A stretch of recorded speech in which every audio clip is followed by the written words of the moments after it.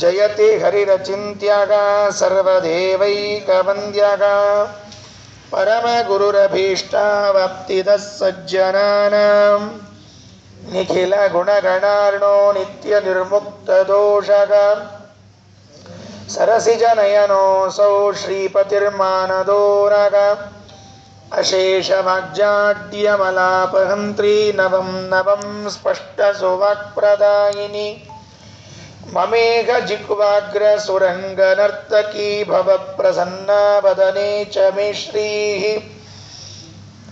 ವ್ಯಾಪ್ತಿರ್ಯಸ್ಯ ನಿಜೇ ನಿಜೇನ ಮಘಸಾ ಪಕ್ಷೇ ಸಪಕ್ಷೇ ಸ್ಥಿತಿಃ ವ್ಯಾವೃತ್ತಿಶ್ಚ ವಿಪಕ್ಷತೋಥ ವಿಷಯೇ ಸಕ್ತಿರ್ನ Y ಬಾಧಿತೆ ನೈವಾಸ್ತಿ ಪ್ರತಿಪಕ್ಷಯುಕ್ತಿರತುಲಂ ಶುದ್ಧಂ ಪ್ರಮಾಣಂ ಸಮೇ ಭೂಯಾತ್ ತತ್ವವಿನಿರ್ಣಯಾಯ ಭಗವಾನ್ ಆನಂದತೀರ್ಥೋ ಮುನಿಃ ವಾಣಿತೆ ಕರವಾಣ್ಯಂಬ ಚರಣೋ ಹೃದಯ ಸರ್ವದಾ ಮದ್ವಾಕ್ಯ ಸರಣಿರ್ಭೂಯಾತ್ ಶ್ರೀಮದಾಚಾರ್ಯ ಭಾವಗ ನಮೋಸ್ತು ತಾತ್ವಿಕಾ ದೇವಾಘ ವಿಷ್ಣುಭಕ್ತಿಪರಾಯಣಾಘ ಧರ್ಮಮಾರ್ಗೇ ಪ್ರೇರಯಂತು ಭವಂತಃ ಸರ್ವ ಏವ ಹಿ ಯಸ್ಯ ವಾಕ್ ಕಾಮಧೇನುರ್ನಘ ಕಾಮಿತಾರ್ಥಾನ್ ಪ್ರಯಚ್ಛತಿ ಸೇವೇತಂ ಜಯ ಯೋಗೀಂದ್ರಂ ಕಾಮಬಾಣಚ್ಛಿದಂ ಸದಾ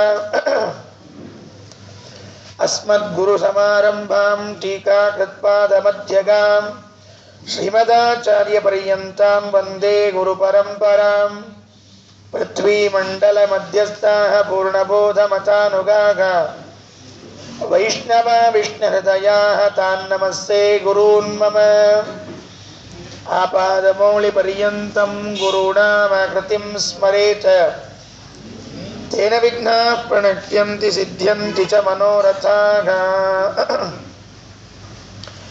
ಓಷ್ಠಾಪಿಧಾನಾನಕುಲೀದಂತೈಃ ಪರಿವೃತಾಪವೈಃ ಸರ್ವಸ್ಯೈವಾಚ ಈಶಾನಾ ಚಾರುಮಾಮಿಹ ವಾದಯೇತ್ ಕಾಂತಾಯ ಕಲ್ಯಾಣ ಗುಣೈಕಧಾಮ್ನೇ ನಮದ್ಯುನಾಥ ಪ್ರತಿಮಪ್ರಭಾಯ ನಾರಾಯಣಾಯಾಖಿಲ ಕಾರಣಾಯ ಶ್ರೀ ಪ್ರಾಣನಾಥಾಯ ನಮಸ್ಕರೋಮಿ ಅಥ ತತ್ಕ್ಷಣಘಟ್ಟಿತೋರು ಘಂಟಾ ಘನನಾದೌ ವ್ಯಪದೇಶತಃ ಪರೇಣ ಅಮಿತಃ ಪ್ರಮತಿ ಪ್ರಚೋದಿತೋಸಾ ಇತಿ ನಿರ್ಯತ್ಸು ನಿಜೇಶು ನಿರ್ಜಗಾಮ. ಸ್ವಸ್ತಿ ಅಸ್ತು. ಆಚಾರ್ಯರು ಮಧೂರಿನ ದೇವಾಲಯದಲ್ಲಿ ರಾತ್ರಿ ಕಳೆದು ಬೆಳಗ್ಗೆ ಹೊರಟು ನಿಲ್ತಾರೆ. ಮುಂದಿನ ಪ್ರಯಾಣ ಕಾಸರಗೋಡಿನ ಸಮೀಪದಲ್ಲಿರುವಂತಹ ವಿಷ್ಣುಮಂಗಲ ಎಂಬ ದೇವಾಲಯಕ್ಕೆ. ಅಲ್ಲಿ ಜಯಸಿಂಹರಾಜನ ಭೇಟಿಯಾಗಬೇಕಾಗಿದೆ ಅನ್ನುವುದಕ್ಕಾಗಿ ಹಿಂದಿನ ದಿನ ರಾತ್ರಿ ಇಲ್ಲಿ ವಾಸ ಮಾಡಿಕೊಂಡು ನಿತ್ಯಾನ್ಹೀಕಗಳನ್ನೆಲ್ಲ ಬೆಳಗಿನ ಜಾವ ಮುಗಿಸಿ ಹೊರಟು ನಿಂತರು. ಬೆಳಗ್ಗೆ ಆಚಾರ್ಯರು ಎದ್ದು ಮಾಡಿದ ಜಪ, ಅವರ ಪ್ರಾತರ್ಯೋಗ, ಭಗವಂತನಲ್ಲಿ ಸಮರ್ಪಣೆ ಮಾಡುವ ಕ್ರಮಗಳು ಹೇಗಿತ್ತು ಅಂತನ್ನುವುದನ್ನು ನಿನ್ನೆ ಯಥಾಮತಿಯಾಗಿ ತಿಳಿದಿದ್ದೇವೆ. ಶಿಷ್ಯರಲ್ಲಿ ಒಬ್ಬ ಹೊಸ ಶಿಷ್ಯನಿದ್ದ. ಅವನ ಗಡಿಬಿಡಿ, ಆ ಗಡಿಬಿಡಿಯನ್ನು ಹೇಳಿದರು. ತನ್ನ ಪುಸ್ತಕದ ಚೀಲಕ್ಕೆ, ಪುಸ್ತಕದ ಗಂಟಿಗೆ ಕಟ್ಟಬೇಕಾದ ಹಗ್ಗ ಅದು ಸಿಗಲಿಲ್ಲ. ಮಠದ ತುಂಬ ಓಡಾಡಿಕೊಂಡು ಕೇಳಿದ ಅಂತ ಕೊನೆಯ ಶ್ಲೋಕ ಆಗಿತ್ತು. ಇವತ್ತು 16ನೇ ಶ್ಲೋಕ ಪ್ರಾರಂಭವಾಗ್ತಾ ಇದೆ. ಈ 16ನೇ ಶ್ಲೋಕದಲ್ಲಿ ಆಚಾರ್ಯರು ಹೊರಡುವುದಕ್ಕಾಗಿ ಶುಭ ವೇಳೆಯನ್ನು ಕಾಯ್ತಾ ಇದ್ರಂತೆ. ಶುಭ ಮುಹೂರ್ತ ಬರಲಿ, ದೇವರು ಈ ಸಮಯದಲ್ಲಿ ನೀನು ಹೊರಡುವಂಥ ಸೂಚನೆಯನ್ನು ಕೊಟ್ಟ ಕ್ಷಣ ಹೊರಡುತ್ತೇನೆ ಅಂತ ಹೇಳಿ ಆಚಾರ್ಯರು ಅದೇ ಮಂದಿರದಲ್ಲಿ ನಿಂತಿದ್ರಂತೆ. ಆಗ ಒಂದು ಪ್ರಸಂಗ ನಡೀತು ಅಂತ ಪಂಡಿತಾಚಾರ್ಯ ಮಠದಲ್ಲಿ ಆ ದೇವಸ್ಥಾನದಲ್ಲಿ ಪ್ರದಕ್ಷಿಣೆ ಹಾಕಿಕೊಂಡು ಬರ್ತಾ ಇದ್ದಾರೆ. ಪ್ರದಕ್ಷಿಣೆ ಆಯಿತು, ನಮಸ್ಕಾರ ಆಯಿತು, ತುಳಸಿ ಮಾಲೆಯನ್ನು ಹಾಕಿಕೊಂಡಿದ್ದಾರೆ, ಇನ್ನು ಹೊರಡಬೇಕು. ಆಗ ಏನಾಯಿತು? ಅಥ ತತ್ಕ್ಷಣ ಘಟ್ಟಿತೋರು ಘಂಟ ಘನನಾದೌ ವ್ಯಪದೇಶತಃ ಪರೇಣ ಅಮಿತ ಪ್ರಮತಿ ಪ್ರಚೋದಿತೋ ಸಾವಿತಿ ನಿರ್ಯತ್ಸು ನಿಜೇಶು ನಿರ್ಜಗಾಮ. ತತ್ಕ್ಷಣದಲ್ಲಿ ಒಬ್ಬ ಯಾರೋ ದೇವಸ್ಥಾನಕ್ಕೆ ಬಂದ ಭಕ್ತ ಗಂಟೆಯನ್ನು ಬಾರಿಸಿದ.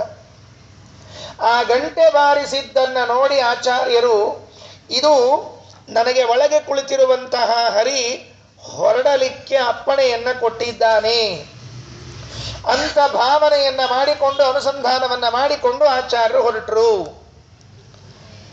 ಇದು ಸೂಚನೆ, ಶಕುನ ಅಂತ ಕರೀತಿರ್ತಾರೆ. ಶಕುನಗಳು ನಮ್ಮಲ್ಲಿ ಸೂಚನೆಗಳು ಬಹಳ ಇದೆ. ನಾವೇನು ಮಾತಾಡ್ತಾ ಇದ್ದಾಗ ಇದಕ್ಕಿದ್ದಂತೆ ಏನಾದರೂ ಆಗಿಬಿಟ್ಟು, ನೋಡು ನಾನು ಹೇಳಿದ್ದಿಲ್ಲ ಆಯಿತು ಅಂತ ಹೇಳ್ತಿರ್ತೀವಿ. ನಮ್ಮಲ್ಲಿ ನಾವು ಮಾತಾಡೋದಕ್ಕೆ ಅವು ಕಾಯ್ಕೊಂಡು ಕೂತಿರ್ತಾವ ಏನೋ ಗೊತ್ತಿಲ್ಲ. ಕೆಲವೆಲ್ಲ ಹಲ್ಲಿ ಅಂತೂ ಇವು ಮಾತಾಡೋದಕ್ಕೆ ಲಚ್ಚು ಕೊಡ್ತಿರ್ತಾವ್ರಿ.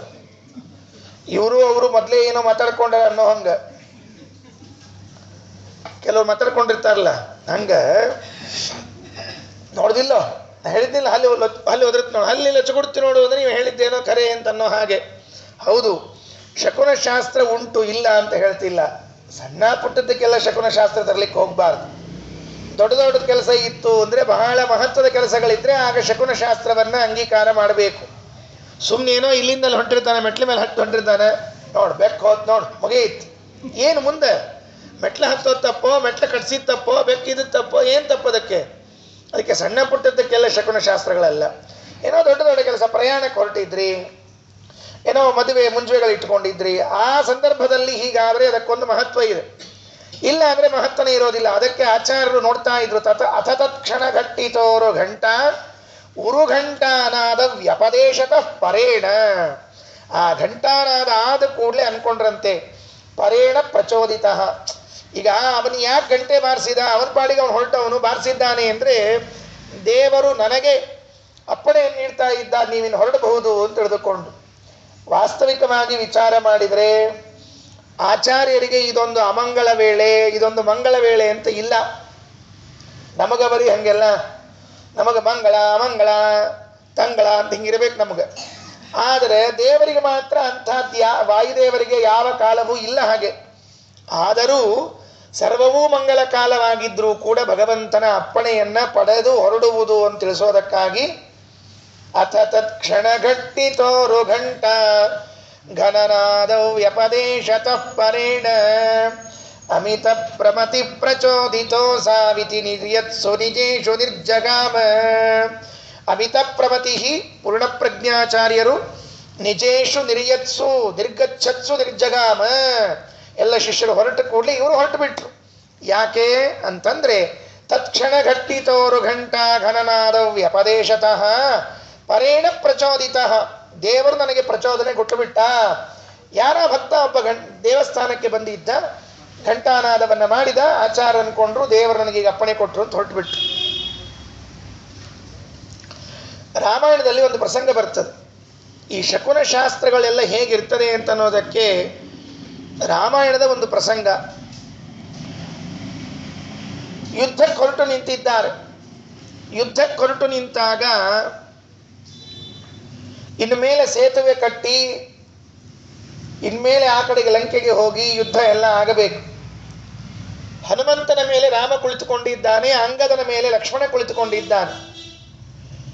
ಇವರು ಕುಳಿತುಕೊಂಡು ಹೊರಟಿರುವಾಗ ಲಕ್ಷ್ಮಣ ಮಾತಾಡ್ತಾ ಇದ್ದಂತೆ ರಾಮನ ಹತ್ರ, ರಾಮ ಅಣ್ಣ, ಯಾಕೋ ನನಗಿವತ್ತು ಅನಿಸ್ತಾ ಇದೆ, ನಮಗೆಲ್ಲ ಒಳ್ಳೇದಾಗ್ತದೆ ಅಂತ ಅನಿಸ್ತದೆ. ಹೊರಟ ಮುಹೂರ್ತ ಬಹಳ ಚೆನ್ನಾಗಿದೆ. ನಾನು ಹೇಳ್ತೇನೆ, ಈ ಯುದ್ಧವನ್ನು ನಾವೇ ಗೆಲ್ತೀವಿ. ಯಾಕೆ ಅಂದರೆ ಅದಕ್ಕೆ ಲಕ್ಷ್ಮಣ ಕೊಟ್ಟ ಕಾರಣಗಳು ಬಹಳ ಚೆನ್ನಾಗಿದೆ. ಇವೆಲ್ಲವೂ ಕೂಡ ಶಕುನ ಶಾಸ್ತ್ರಕ್ಕೆ ಸಂಬಂಧಪಟ್ಟದ್ದು. ವಾಲ್ಮೀಕಿಗಳು ರಾಮಾಯಣದಲ್ಲಿ ಈ ಮಾತನ್ನು ಬರೀತಾರೆ. ಲಕ್ಷ್ಮಣ ಹೇಳ್ತಾನಂತೆ, ಅಣ್ಣ ಶುಭಾನಿ ತವ ಪಶ್ಯಾಮಿ ಸರ್ವಾಣ್ಯೇವ ಅರ್ಥಸಿದ್ಧಗೆ. ಎಲ್ಲ ಕೆಲಸಗಳಾಗ್ತದೆ ಅಂತನ್ನೋದಕ್ಕೆ ಎಲ್ಲ ಕಡೆಗೂ ಶುಭವೇ ಕಾಣ್ತಾ ಇದ್ದೀನಿ. ಯಾಕೆ? ಅನುವಾತಿ ಶುಭೋ ವಾಯು ಸೇನಾ ಮೃದುಹಿತ ಸುಖ. ಗಾಳಿ ಬೀಸ್ತಾ ಇದೆ ಅಂತ. ಎಂಥ ಗಾಳಿ ಬೀಸ್ತಾ ಇದೆ ಅಂತಂದರೆ ತಣ್ಣಗಿನ ಗಾಳಿ ಬೀಸ್ತಾ ಇದೆ ಅಂತ. ಈ ತಣ್ಣಗಿನ ಗಾಳಿ ಬೀಸುವುದು ಕೂಡ ಒಂದು ಶುಭವೇ ಅಂತ. ಗಾಳಿ ಬೀಸುವಾಗ ಬಿಸಿ ಬಿಸಿ ಬಿಸಿ ಬೀಸ್ತಿತ್ತು ಅಂದರೆ ಗೋವಿಂದ ಅಂತ ಅರ್ಥ ಅದಕ್ಕೆ. ಅಂದರೆ ಏನೋ ಆಗೋದದ ಅಂತ ಇವ್ರು ಹೊರಟಿದ್ರೆ ಎಲ್ಲಾದರೂ ಸುಮ್ಮನೆ ಎಲ್ಲ ಮತ್ತೆ ಮುಂದೆ ಗಾಳಿ ಬೀಸಬಾರ್ದಂತೆ, ಹಿಂದಿನಿಂದ ಬೀಸ್ಬೇಕಂತೆ. ನೋಡಿ ಎಷ್ಟು ವಿಚಿತ್ರ. ಲಕ್ಷ್ಮಣ ಹೇಳ್ತಾನೆ, ಅನುವಾತಿ, ಹಿಂಬದಿಯಿಂದ ಗಾಳಿ ಬೀಸಿದರೆ ಅದು ಶುಭ ಸೂಚನೆ ಅಂತ ಕರೀತಾರೆ, ಮುಂಬದಿಯಿಂದ ಗಾಳಿ ಬೀಸಿದರೆ ಶುಭ ಸೂಚನೆ ಅಲ್ಲ ಅಂತ ಕರೀತಾರಂತೆ ಯುದ್ಧಕ್ಕೆ ಹೊರಟವರು. ನಾನು ಹಿಂದಕ್ಕೊಂದು ಮಾತು ಹೇಳಿದ್ದೆ, ಭಗವಂತನ ಪಾದಧೂಳಿಯ ಬಗ್ಗೆ ಹೇಳುವಾಗ ದೇವರು ತನ್ನ ಭಕ್ತನನ್ನ ಮುಂದಿಟ್ಟುಕೊಂಡು ತಾನು ಹಿಂದೆ ಹೊರಡ್ತಾನೆ ಗಾಳಿ ಬೀಸಿದಾಗ ಅಂತ. ನನಗೂ ಅವತ್ತೊಂದು ಜಿಜ್ಞಾಸೆ ಉಳಿದಿತ್ತು. ಮಧ್ವಾಚಾರ್ಯರೇನೋ ಹೇಳಿದ್ದಾರೆ ಏಕಾದಶ ಸ್ಕಂದದಲ್ಲಿ ಹಿಂದಿನಿಂದ ಗಾಳಿ ಬೀಸ್ತದೆ ಅಂತ ತಿಳ್ಕೊಂಡು, ಹಿಂದಿನಿಂದ ಯಾಕೆ ಬೀಸಬೇಕು, ಮುಂದಿನಿಂದ ಬೀಸಿದ್ರೆ ಏನು ತಪ್ಪು ಅಂತ ಹಾಗೆಯೇ ತಲೆಯಲ್ಲಿ ಉಳ್ಕೊಂಡಿತ್ತು.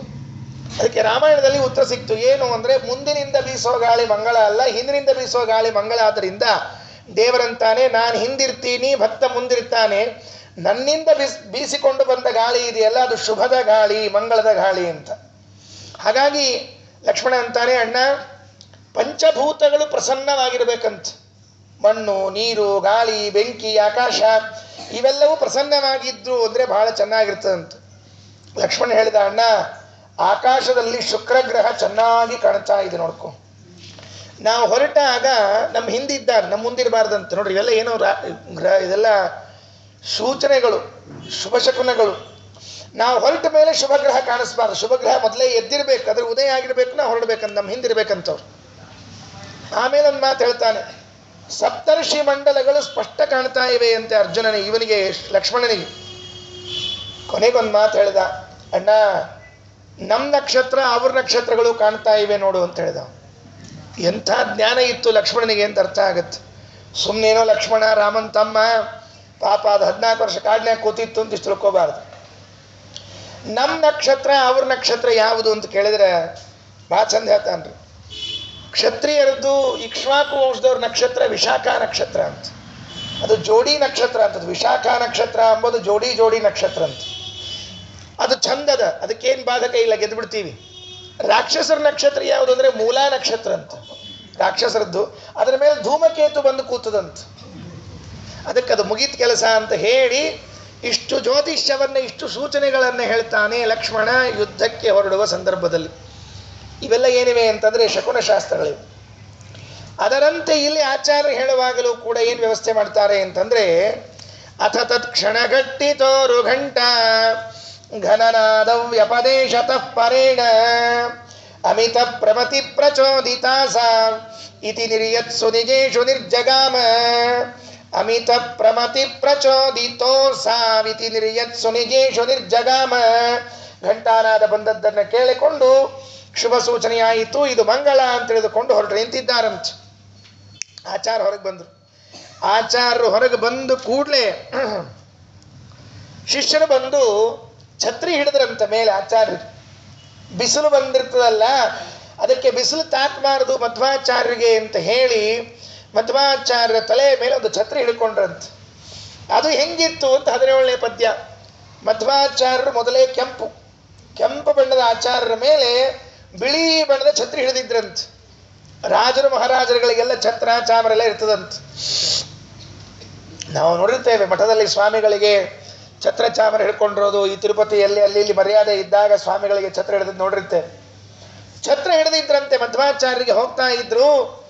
ಆಗೇನಾಯಿತು, ಧೃತಮಾತಪವಾರಣಂ ವರೇಣ್ಯಂ ಪ್ರತಿರಾಜಂ ತಮ ಪರ್ಯುದಾರಂ ಉದಯನ್ ಮಿಹಿರೋಪನಿಷ್ಠ ಪೂರ್ಣ ದ್ವಿಜರಾಜ ಶ್ರಿಯಮಾಯಯಾಂ ಬಭೂವತಾಂ.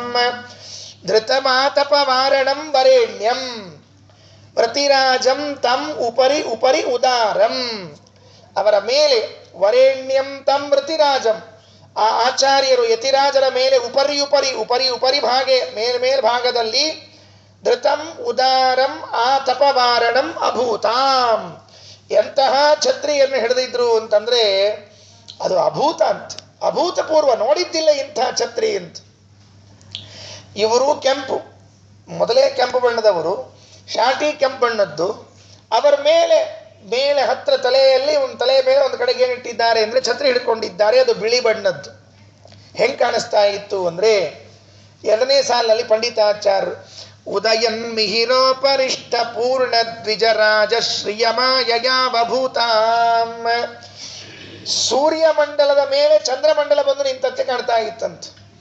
ಆಚಾರ್ಯರು ಪೂರ್ಣ ಕೆಂಪು, ಅವರು ಸೂರ್ಯಮಂಡಲ, ಅವರ ತಲೆ ಮೇಲೆ ಬಿಳಿ ಛತ್ರಿ ಹೆಂಗಿತ್ತು ಅಂದ್ರೆ ಇದು ಚಂದ್ರಮಂಡಲ ಅಂತ.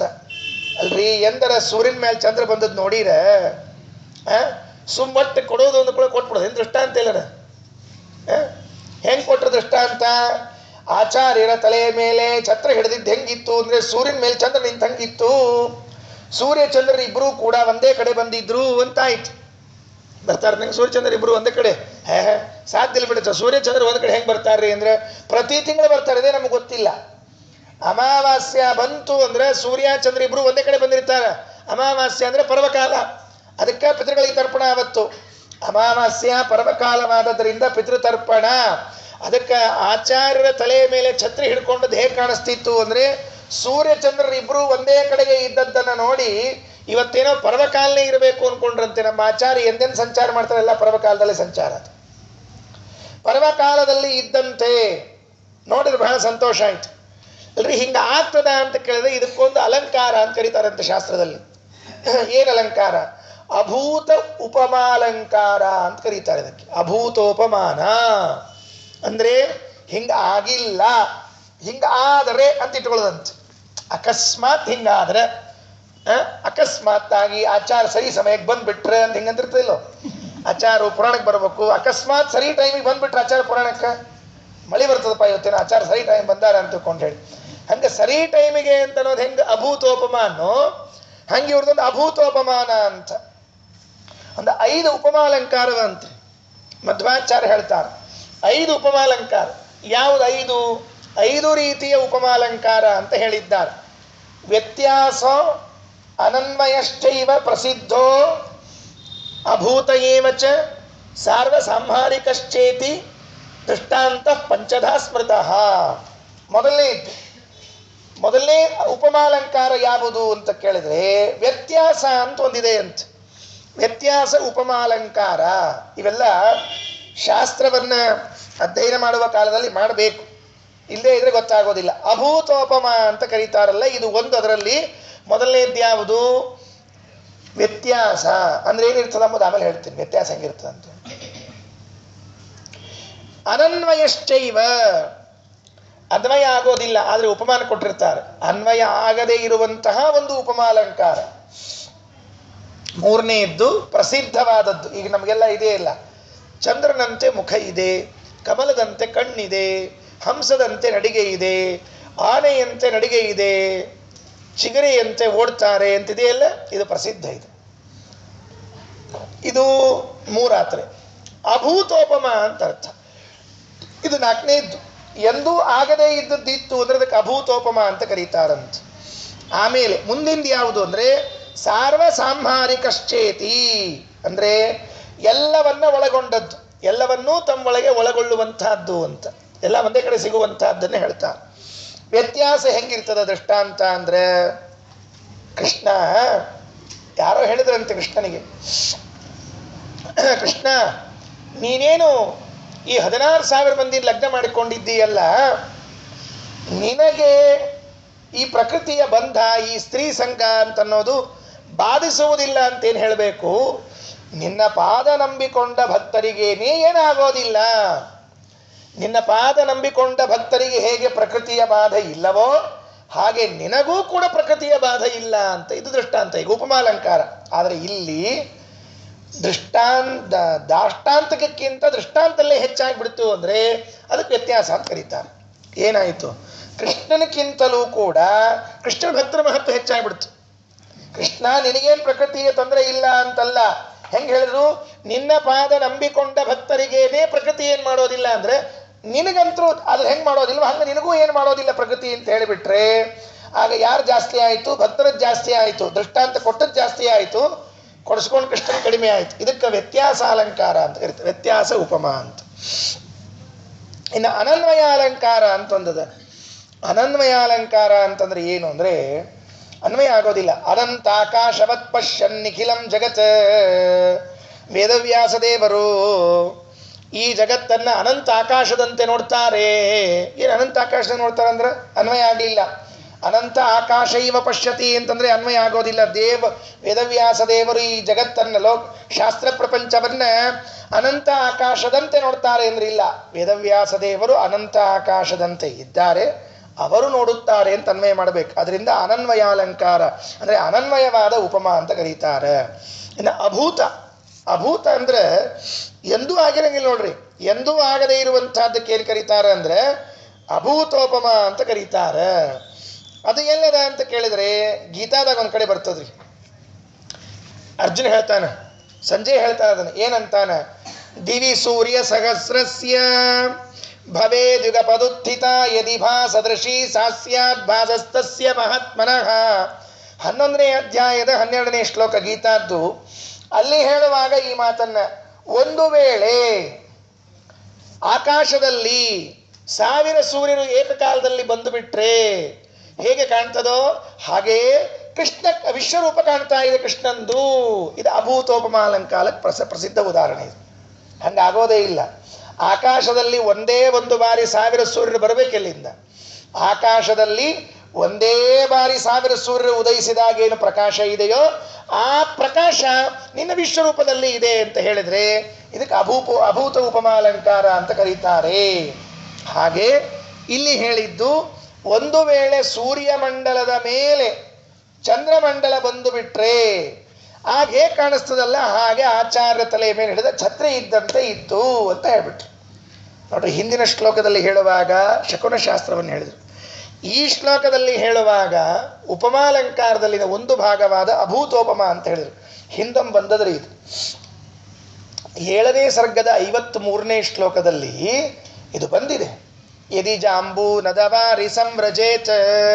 ಒಂದೊಮ್ಮೆ ಬಂಗಾರದ ನದಿ ನೀರು ಯಮುನಾ ನದಿ ಸೇರಿಕೊಂಡ್ರೆ ಹೆಂಗೆ ಕಾಣಿಸ್ಬೇಕೋ ಹಾಗೆ ವೇದವ್ಯಾಸ ದೇವರು ಮಧ್ವಾಚಾರ ಆಲಿಂಗನ ಮಾಡಿಕೊಂಡಾಗ ಕಾಣಿಸ್ತದೆ ಅಂತ ಹೇಳಿ ಅಭೂತೋಪಮಾಲಂಕಾರ ಒಮ್ಮೆ ಹೇಳಿದ್ದಾರೆ.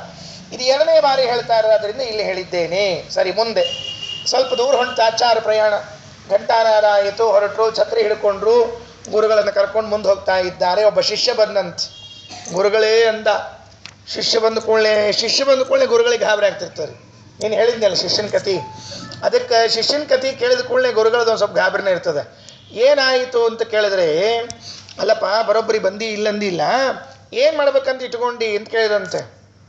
ಏನಿಲ್ಲ, ನಿಮ್ಮನ್ನ ಬೆನ್ನಿನ ಮೇಲೆ ಕೂಡ್ಸ್ಕೊಂಡು ಹೋಗ್ಬೇಕು ಅಂತ ಇಟ್ಕೊಂಡೀನಿ ಎನ್ನಂತ, ಭುಜದ ಮೇಲೆ ಕೂಡ್ಸ್ಕೋಬೇಕು ಅಂತ ಇಟ್ಕೊಂಡೀನಿ ಎನ್ನಂತ. ಮಧ್ವಾಚಾರ್ಯರಂದ್ರು, ನನ್ನೇನು ಕೂಡ್ಸ್ಕೊಂಡು ಹೋಗ್ತೀಯೋ, ಇದೊಂದು ಗುರುಗಳ ಸೇವಾ ಅಂತ್ರಿ. ಇದು ಏನದು ಗುರುಗಳ ಸೇವಾ. ಸ್ವಾಮಿಗಳು ಹೊಂಟಿದ್ರೆ ಅವ್ರನ್ನ ಭುಜದ ಮೇಲೆ ಕೂಡ್ಸ್ಕೊಂಡು ಹೋಗೋದು ಅಂತ ಒಂದು ಸೇವಾ ಅಂತ. ಅದಕ್ಕೆ ನಿಮ್ಮನ್ನು ಕೂಡ್ಸ್ಕೋತೀನಿ ಅಂತ ಅವ ತಳಗ ಬಗ್ಗಿದ ಆಚಾರ್ಯರು ಭುಜದ ಮೇಲೆ ಕಾಲು ಹಾಕಿದ್ರು, ಎತ್ಕೊಂಡು ನಿಂತ್ಕೊಂಡು ಕರ್ಕೊಂಡು ಹೋಗ್ತಾ ಇದ್ದಂತ. ಅದು ಹೆಂಗಿತ್ತು ಅಂತ ಮುಂದಿನ ಶ್ಲೋಕದಲ್ಲಿ, ಭುವನತ್ರಯಧಾರಿಣಂ ಮುಕುಂದಂ ದದದಂತ ಸದದೇ ಗುರು ಸ್ವಯಂ ಚ ಅಪಿಕೇನ ಚಿದಿತ್ಯದೋ ನ ಚಿತ್ರಂ ನನು ಸ ಪ್ರಾಣಪತಿರ್ಬಭಾರತಂ ಚ. ಭುವನತ್ರಯಧಾರಿಣಂ ಮುಕುಂದಂ, 3 ಲೋಕವನ್ನು ಧರಿಸಿರುವಂತಹ ಮುಕುಂದನನ್ನ ದದದಂತ ಸದದೇ ಗುರು ಸ್ವಯಂ ಚ, ಸದಾ ಮನಸ್ಸಿನಲ್ಲಿ ಧಾರಣೆ ಮಾಡಿರುತ್ತಾರೆ ಆಚಾರ್ಯರು. ಇಂಥವರನ್ನ ಸ್ವಯಂ ಕೇನಚಿತ್ತದೆ, ಅಂಥ ಆಚಾರ್ಯನ ಯಾರೋ ಹೊತ್ಕೊಂಡ್ರು ಅಂತಂದ್ರೆ ಇದು ಆಶ್ಚರ್ಯ ಅಂತ ತಿಳ್ಕೊಳಿಕ್ ಹೋಗ್ಬೇಡ್ರಿ. ಯಾಕೆ ಅಂದ್ರೆ ನನು ಸ ಪ್ರಾಣಪತಿರ್ ಬಭಾರತಂ ಚ, ಅವನೊಳಗೆ ನಿಂತ್ಕೊಂಡು ವಾಯುದೇವರೇ ಎತ್ಕೊಂಡದ್ದೇ ವಿನಃ ಬೇರೆಯವ್ರು ಯಾರು ಎತ್ಕೊಳ್ಳಿಕ್ಕೆ ಸಾಧ್ಯ ಇಲ್ಲ. ಬಹಳ ಮಹತ್ವದ್ರಿ ಇದು. ನೋಡ್ಲಿಕ್ಕೆ ಶಿಷ್ಯ ಎತ್ಕೊಂಡ ಅಂತ ಅನಿಸ್ತಿರ್ತದೆ, ಖರೆ ಎತ್ಕೊಂಡದ್ದು ಯಾರು? ಒಳಗಿರುವಂತಹ ಯಾರೋ ವಾಯುದೇವರೇ ಎತ್ಕೊಂಡಿದ್ದಾರೆ ವಿನಃ ಬೇರೆಯವರು ಎತ್ಕೊಂಡೇ ಇಲ್ಲ. ಅದು ಅಯ್ಯೋ ಬಂದಿದ್ದಂತ ರಘುಗಣ ಮಹಾರಾಜ ಹೊರಟಾಗ ಜಡಭರತರ ಭುಜದ ಮೇಲೆ ಪಲ್ಲಕ್ಕಿ ಇದ್ರೆ ಏನೋ ಬ್ರಾಹ್ಮಣ ಗೊತ್ತಿರಲಿಲ್ಲ ಪಾಪ ಅವಂಗ, ಏನೋ ಸರಿತಾಗಿ ಹೊತ್ಕೊಂಡು ಹೋಗ್ತಿಲ್ವಲ್ಲ ಅಂತ ಹೇಳಿ ಬೈಲಿಕ್ಕೆ ಹೋದ್ರೆ ಹೇಳಿದಂತ ಹೊತ್ತವ್ರು ಯಾರು ಅಂತ ಕೇಳ್ಬಿಟ್ಟು ನನ್ನ ಪುಣ್ಯಾತ್ಮ. ಜಡ ಭರತ ಹೊತ್ತವನು ಯಾರು ಅಂತ ಕೇಳಿದ್ನಂತ. ಅವ್ನು ಹೊತ್ತ ಹೋಗಲ್ತಾಗಿತ್ರಿ. ಯಾರಿಗೆ? ರಹುಗಣಗೆ ಹೊತ್ತು ಹೋಗಲ್ತಾಗಿತ್ತು. ಅದಕ್ಕೆ ಹೊತ್ತವ ಯಾರು ಅಂತ ಕೇಳಿದ್ನಂತ.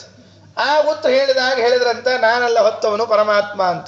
ಹಾಗೆ ಇಲ್ಲಿ ಹೊತ್ತವರು ಯಾರು ಅಂತ ಕೇಳಿದ್ರೆ ವಾಯುದೇವರೇ ಹೊತ್ತುಕೊಂಡವರೇ ವಿನಃ ಬೇರೆಯವರು ಯಾರು ಹೊತ್ಕೊಂಡದ್ದಲ್ಲ. ಜಗನ್ನಾಥದಾಸರು ಹೇಳುವಾಗ ಪಾದಮಾನಿ ಜಯಂತನೊಳು ಸುಮೇಧನಾಮಕ ನಿಪ್ಪ ದಕ್ಷಿಣ ಪಾದದುಂಗುಟದಲ್ಲಿ ಪವನನು ಭಾರ ಹೃದ್ರೂಪ ಕಾದುಕೊಂಡಿಗ ಟಂಕಿತರ ಮೊದಲಾದ ನಾಮದಿ ಸಂಧಿಗಳಲ್ಲಿ ಇರೈದು ರೂಪದಲ್ಲಿದ್ದು ಸಂತತ ನಡೆಸುತ್ತಲೀ.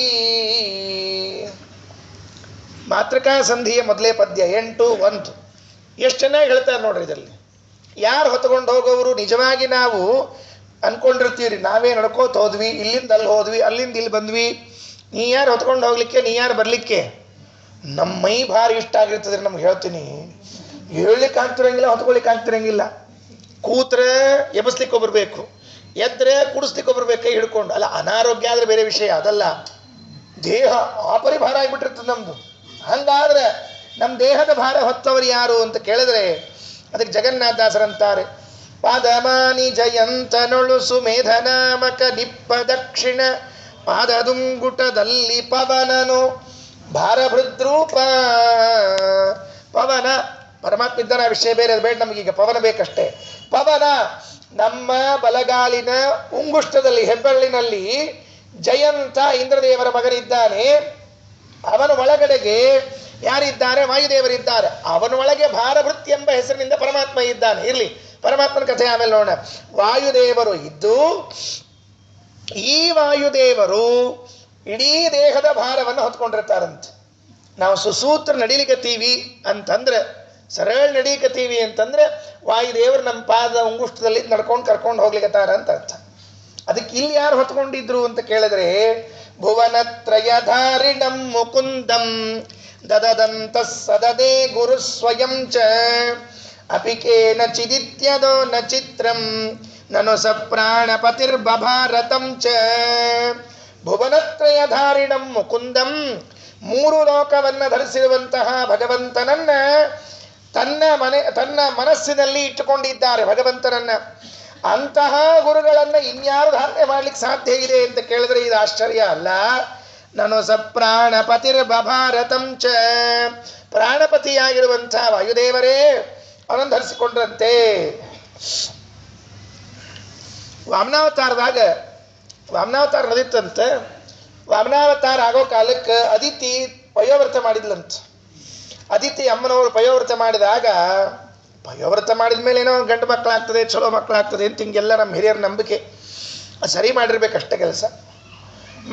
ಮಾಡಿದ ಮೇಲೆ ದೇವರು ಕಾಣಿಸ್ಕೊಂಡ, ಹಿಂಗೇನು ಬೇಕು ಅಂದ. ನನ್ನ ಮಕ್ಕಳೆಲ್ಲ ಆಸ್ತಿ ಪಾಸ್ತಿ ಕಳ್ಕೊಂಡ್ಬಿಟ್ಟಾರೆ, ದಯಮಾದವರಿಗೆ ನೀ ಕೊಡಿಸ್ಬೇಕು. ಓಕೆ, ಬರ್ತೀನಿ ಅಂದ. ಎಲ್ಲಿ ಬರ್ತಿ ಅಂದರು. ನಿಂಗೆ ಮಗ ಆಗಿ ಬರ್ತೀನಿ ಅಂದ. ದೇವ್ರು ನಿಂಗೆ ಮಗ ಆಗಿ ಬರ್ತೀನಿ ಅಂದ್ಕೊಳ್ಳಿ. ಅದಿತಿ 1 ನಿಮಿಷ ತಡಿಪ ಮಾರ ಅನ್ಲಿಕ್ಕೆ. ಅಕ್ಕಿ ಅನ್ಲು, ನೀನು ಹೆಂಗೆ ಅಂದರೆ ನಾರ್ಮಲ್ ಡೆಲಿವರಿಯೋ ಸಿಜರಿನ್ ಅಂತ ಕೇಳಿಲ್ಲಂತೆ. ಯಾಕಂದ್ರೆ ಹಿಂಗೆ ಟಕ್ಕಂತ ಹಿಂಗೆ ಮಗ ಆಗಿ ಬಂದ್ಬಿಡ್ತೀಯೋ, ಮತ್ತೆ ನನ್ನ ಗರ್ಭದೊಳಗೆ ಕುತ್ಕೊಂಡು ಬರ್ತೀಯೋ ಅನ್ನಂತ. ಯಾಕೆ ಪ್ರಶ್ನೆ ಬಂತು ಅಂತ ದೇವ್ರು ಕೇಳಿದಂತ. ಏನಿಲ್ಲ, ನಮ್ಮಮ್ಮನ ಹೊಟ್ಟೆ ಆಗಿದ್ದು ಬಂದದ್ದು ನಂಗೆ ಗೊತ್ತದೆ, ನೀ ನನ್ನ ಹೊಟ್ಟೆ ಹೆಂಗೆ ಬರ್ತೀನಿ ಅಂತ ಕೇಳಿಲ್ಲಂತ. ಯಾಕೆ ನೀ ನನ್ನ ಹೊಟ್ಟೆ ಬರ್ಲಿಕ್ಕೆ ಹೆಂಗೆ ಸಾಧ್ಯ ಅಂದರೆ, ಇಡೀ ಜಗತ್ತನ್ನು ನಿನ್ನೊಳಗೆ ಇಟ್ಕೊಂಡು ಪುಣ್ಯಾತ್ಮ ನೀನು, ಇಡೀ ಜಗತ್ತನ್ನು ನಿನ್ನಲ್ಲಿ ಇಟ್ಕೊಂಡವ ನೀ ನನ್ನೊಳಗೆ ಬಂದ್ರೆ ನನ್ನ ಗತಿ ಇರೋದಕ್ಕೆ ನಾ ಹೆಂಗೆ ಹೊತ್ಕೋತೀನಿ ನಿನ್ನ? ಆಗೋದಿಲ್ಲ ನನ್ನ ಕೈಲಿ. ಅದಕ್ಕೆ ದೇವ್ರು ಹೇಳಿದಂತ, ಚಿಂತೆ ಮಾಡಬೇಡ, ನಿನ್ನೂ ನಾನೇ ಹೊತ್ಕೋತೀನಿ, ನನ್ನೂ ನಾನೇ ಹೊತ್ಕೋತೀನಿ, ಹೊತ್ಕೊಂಡು ಸರಿಯಾಗಿ ಭಾದ್ರಪ್ಪ ಮಾಸ್ತಾಗ ಹುಡ್ತೀನಿ ಅಂತ ಹೇಳಿದಂತ ದೇವ್ರು. ನಿನ್ನನ್ನು ನಾನೇ ಹೊತ್ಕೊಳ್ತೀನಿ ಗರ್ಭದಲ್ಲಿ ಕೂತ್ಕೊಂಡು, ನನ್ನನ್ನು ನಾನೇ ಹೊತ್ತುಕೊಳ್ತೀನಿ, ನನ್ನ ಇಬ್ಬರನ್ನು ಹೊತ್ತುಕೊಂಡು ಹುಟ್ಟಿ ಬರ್ತೀನಿ ಅಂತ ಹೇಳಿ ವಾಮನನಾಗಿ ಬಂದ ಅಂತ ಭಾಗವತ ಉಲ್ಲೇಖ ಮಾಡ್ತದೆ. ಹಾಗೆ ಇಲ್ಲಿ ಯಾರು ಹೊತ್ತುಕೊಂಡಿದ್ದು ಅಂತ ಕೇಳಿದ್ರೆ ಮುಖ್ಯ ಪ್ರಾಣದೇವರೇ ಹೊತ್ತುಕೊಂಡದ್ದೇ ವಿನಃ ಬೇರೆಯವರಲ್ಲ. ಅಪಿಕೆ ನ ಚಿದಿತ್ಯದೋ ನ ಚಿತ್ರಂ ನನು ಸ ಪ್ರಾಣಪತಿರ್ಬಭಾರತಂ ಚ. ಕಾಟಕೋಪನಿಷತ್ತಿನಲ್ಲಿ ಒಂದು ಮಾತು ಬರ್ತದೆ. ಕಾಟಕೋಪನಿಷತ್ತಿನಲ್ಲಿ ಹೇಳುವಾಗ ಯಮದೇವರು ಒಂದು ಮಾತನ್ನು ಹೇಳ್ತಾರೆ. ದೇವರು ನಮ್ಮೆಲ್ಲರಿಗೂ ಕೂಡ ಬಿಂಬನಾಗಿದ್ದಾನೆ. ಭಗವಂತನ ಒಂದೊಂದು ರೂಪಕ್ಕೆ ನಾವು ಒಬ್ಬೊಬ್ಬರು ಒಂದೊಂದು ಪ್ರತಿಬಿಂಬರಾಗಿದ್ದೇವಂತೆ. ಬಿಂಬ ಪ್ರತಿಬಿಂಬ ಭಾವ ಅಂತ ಅಲ್ಲಿ ಹೇಳುವಾಗ ವಾಯುದೇವರನ್ನು ದೃಷ್ಟಾಂತ ಕೊಟ್ಟು ಹೇಳ್ತಾನೆ ಪರಮಾತ್ಮ. ಯಮದೇವರು ಏನಂತ ಹೇಳಿದ್ರು ವಾಯುದೇವರ ಬಗ್ಗೆ ಅಂದರೆ, ವಾಯುರ್ಯಥೈಕೋ ಭುವನಂ ಪ್ರವಿಷ್ಟೋ ರೂಪಂ ರೂಪಂ ಪ್ರತಿರೂಪೋ ಬಭೂವ. ವಾಯು ಯಥೈಕಃ, ಒಬ್ಬರೇ ಒಬ್ಬ ವಾಯುದೇವರು ಭುವನಂ ಪ್ರವಿಷ್ಟ, ಇಡೀ ಭೂಮಿಯಲ್ಲಿ ಎಲ್ಲ ಕಡೆಗೆ ಸೇರಿಕೊಂಡು ತಾವು ಒಬ್ಬರೇ ಧಾರಕಃ ಈ ಜಗತ್ತನ್ನು ಧರಿಸಿದ್ದಾರೆ. ವಾಯುದೇವರು ನಮ್ಮನ್ನ, ಈ ಬ್ರಹ್ಮಾಂಡವನ್ನ ಎಲ್ಲವನ್ನು ಧರಿಸಿಕೊಂಡಿದ್ದಾರಂತೆ. ಇಷ್ಟು ಹೇಳಿದ್ರೆ ಮುಗಿಲಿಲ್ಲ ಆಚಾರ್ಯರಿಗೆ. ಇನ್ನೊಂದು ಸ್ವಾರಸ್ಯ ಇದೆ, ನಾವು ಕೇಳದೇ ಇರೋ ಒಂದು ಅಂಶವನ್ನು ಹೇಳಿ ಮುಂದೆ ಹೋಗ್ತೀನಿ. ಏಕಸ್ತಥ ಸರ್ವಭೂತಾಂತರಾತ್ಮ ರೂಪಂ ರೂಪಂ ಪ್ರತಿರೂಪೋ ಬಹಿಶ್ಚ. ಹೇಗೆ ವಾಯುದೇವರು ಜಗತ್ತಿನಲ್ಲಿ ಪ್ರವೇಶ ಮಾಡಿ ಜಗತ್ತನ್ನು ಧಾರಣೆ ಮಾಡಿ ನಮ್ಮೆಲ್ಲರನ್ನೂ ಧಾರಣೆ ಮಾಡಿದ್ದಾರೆ, ನಮ್ಮೊಳಗೆ ಇದ್ದಾರೆ, ನಮ್ಮೊಳಗೆ ಇದ್ದು ನಮ್ಮನ್ನ ಹಿಡ್ಕೊಂಡು ನಿಂತ್ಕೊಂಡಿದ್ದಾರಂತೆ. ಅಳಗಾಡದೆ ಇದ್ದಂಗ, ಬೀಳದೆ ಇದ್ದಂಗ, ಉಳದೆ ಇದ್ದಂಗ ಹಿಡ್ಕೊಂಡು ನಿಂತ್ಕೊಂಡಿದ್ದಾರಂತೆ. ಹೇಗೋ ಹಾಗೆ ಭಗವಂತ ನಮ್ಮೊಳಗೆ ಇದ್ದಾನೆ ಅಂತ ಇಷ್ಟು ಮುಗೀತು. ಮುಗಿದ ಮೇಲೆ ಭಗವಂತನ ಒಂದೊಂದು ರೂಪಕ್ಕೆ ನಾವೆಲ್ಲ ಪ್ರತಿಬಿಂಬರಾದಂತೆ ವಾಯುದೇವರ ರೂಪಕ್ಕೂ ಒಂದೊಂದು ಪ್ರತಿಬಿಂಬ ಅದ ಅಂತ. ಯಾವುದು ವಾಯುದೇವರ ಪ್ರತಿಬಿಂಬ ಯಾವುದು? ಪ್ರಾಯ ನಾವು ಭಗವಂತನ ಪ್ರತಿಬಿಂಬ ಅಂತ ಇಷ್ಟು ಕೇಳಿದ್ದೇವೆ. ಆದರೆ ವಾಯುದೇವರಿಗೂ ಒಂದು ಪ್ರತಿಬಿಂಬ ಅದ ಅಂತ ಗೊತ್ತಿಲ್ಲ ನಮಗೆ. ಮಧ್ವಾಚಾರ್ಯರಂತಾರೆ, ಅಚೇತನ ಸ್ಪರ್ಶಗಮ್ಯೋ ಯೋಯಮೇವಂ ಜನಾರ್ದನ ರೂಪಂ ರೂಪಂ ತಥಾಪ್ಯಸ್ಯ ಪ್ರತ್ಯಭೂತ್ ಪ್ರತಿರೂಪಕಃ. ಈಗೇನು ಬೀಸೋ ಗಾಳಿ ಇದೆಯಲ್ಲ, ಅಚೇತನವಾದ ಜಡವಾದ ಬೀಸೋ ಗಾಳಿ ಇದೆಯಲ್ಲ, ಸ್ಪರ್ಶಾನುಮೇಯ, ತಾಗಿದಾಗ ಗಾಳಿ ಇದೆ ಅಂತ ಗೊತ್ತಾಗ್ತದಲ್ಲ, ಇದು ವಾಯುದೇವರ ಪ್ರತಿಬಿಂಬವಾದ ಗಾಳಿ ಅಂತ ಹೇಳ್ತಾ ಇದ್ದಾರೆ. ಇದು ಪ್ರತಿಬಿಂಬ ಅಂತ. ಇಂಥವು ಭಾಳವ, ಉಸಿರಾಟದ, ಹೊರಗೆ ಬರೋದದ, ಇನ್ನು ಬೇರೆ ಬೇರೆ ಗಾಳಿಗಳವ. ಆ ಎಲ್ಲ ಗಾಳಿಗಳು ಕೂಡ ಮುಖ್ಯ ಪ್ರಾಣದೇವರ ಪ್ರತಿಬಿಂಬ.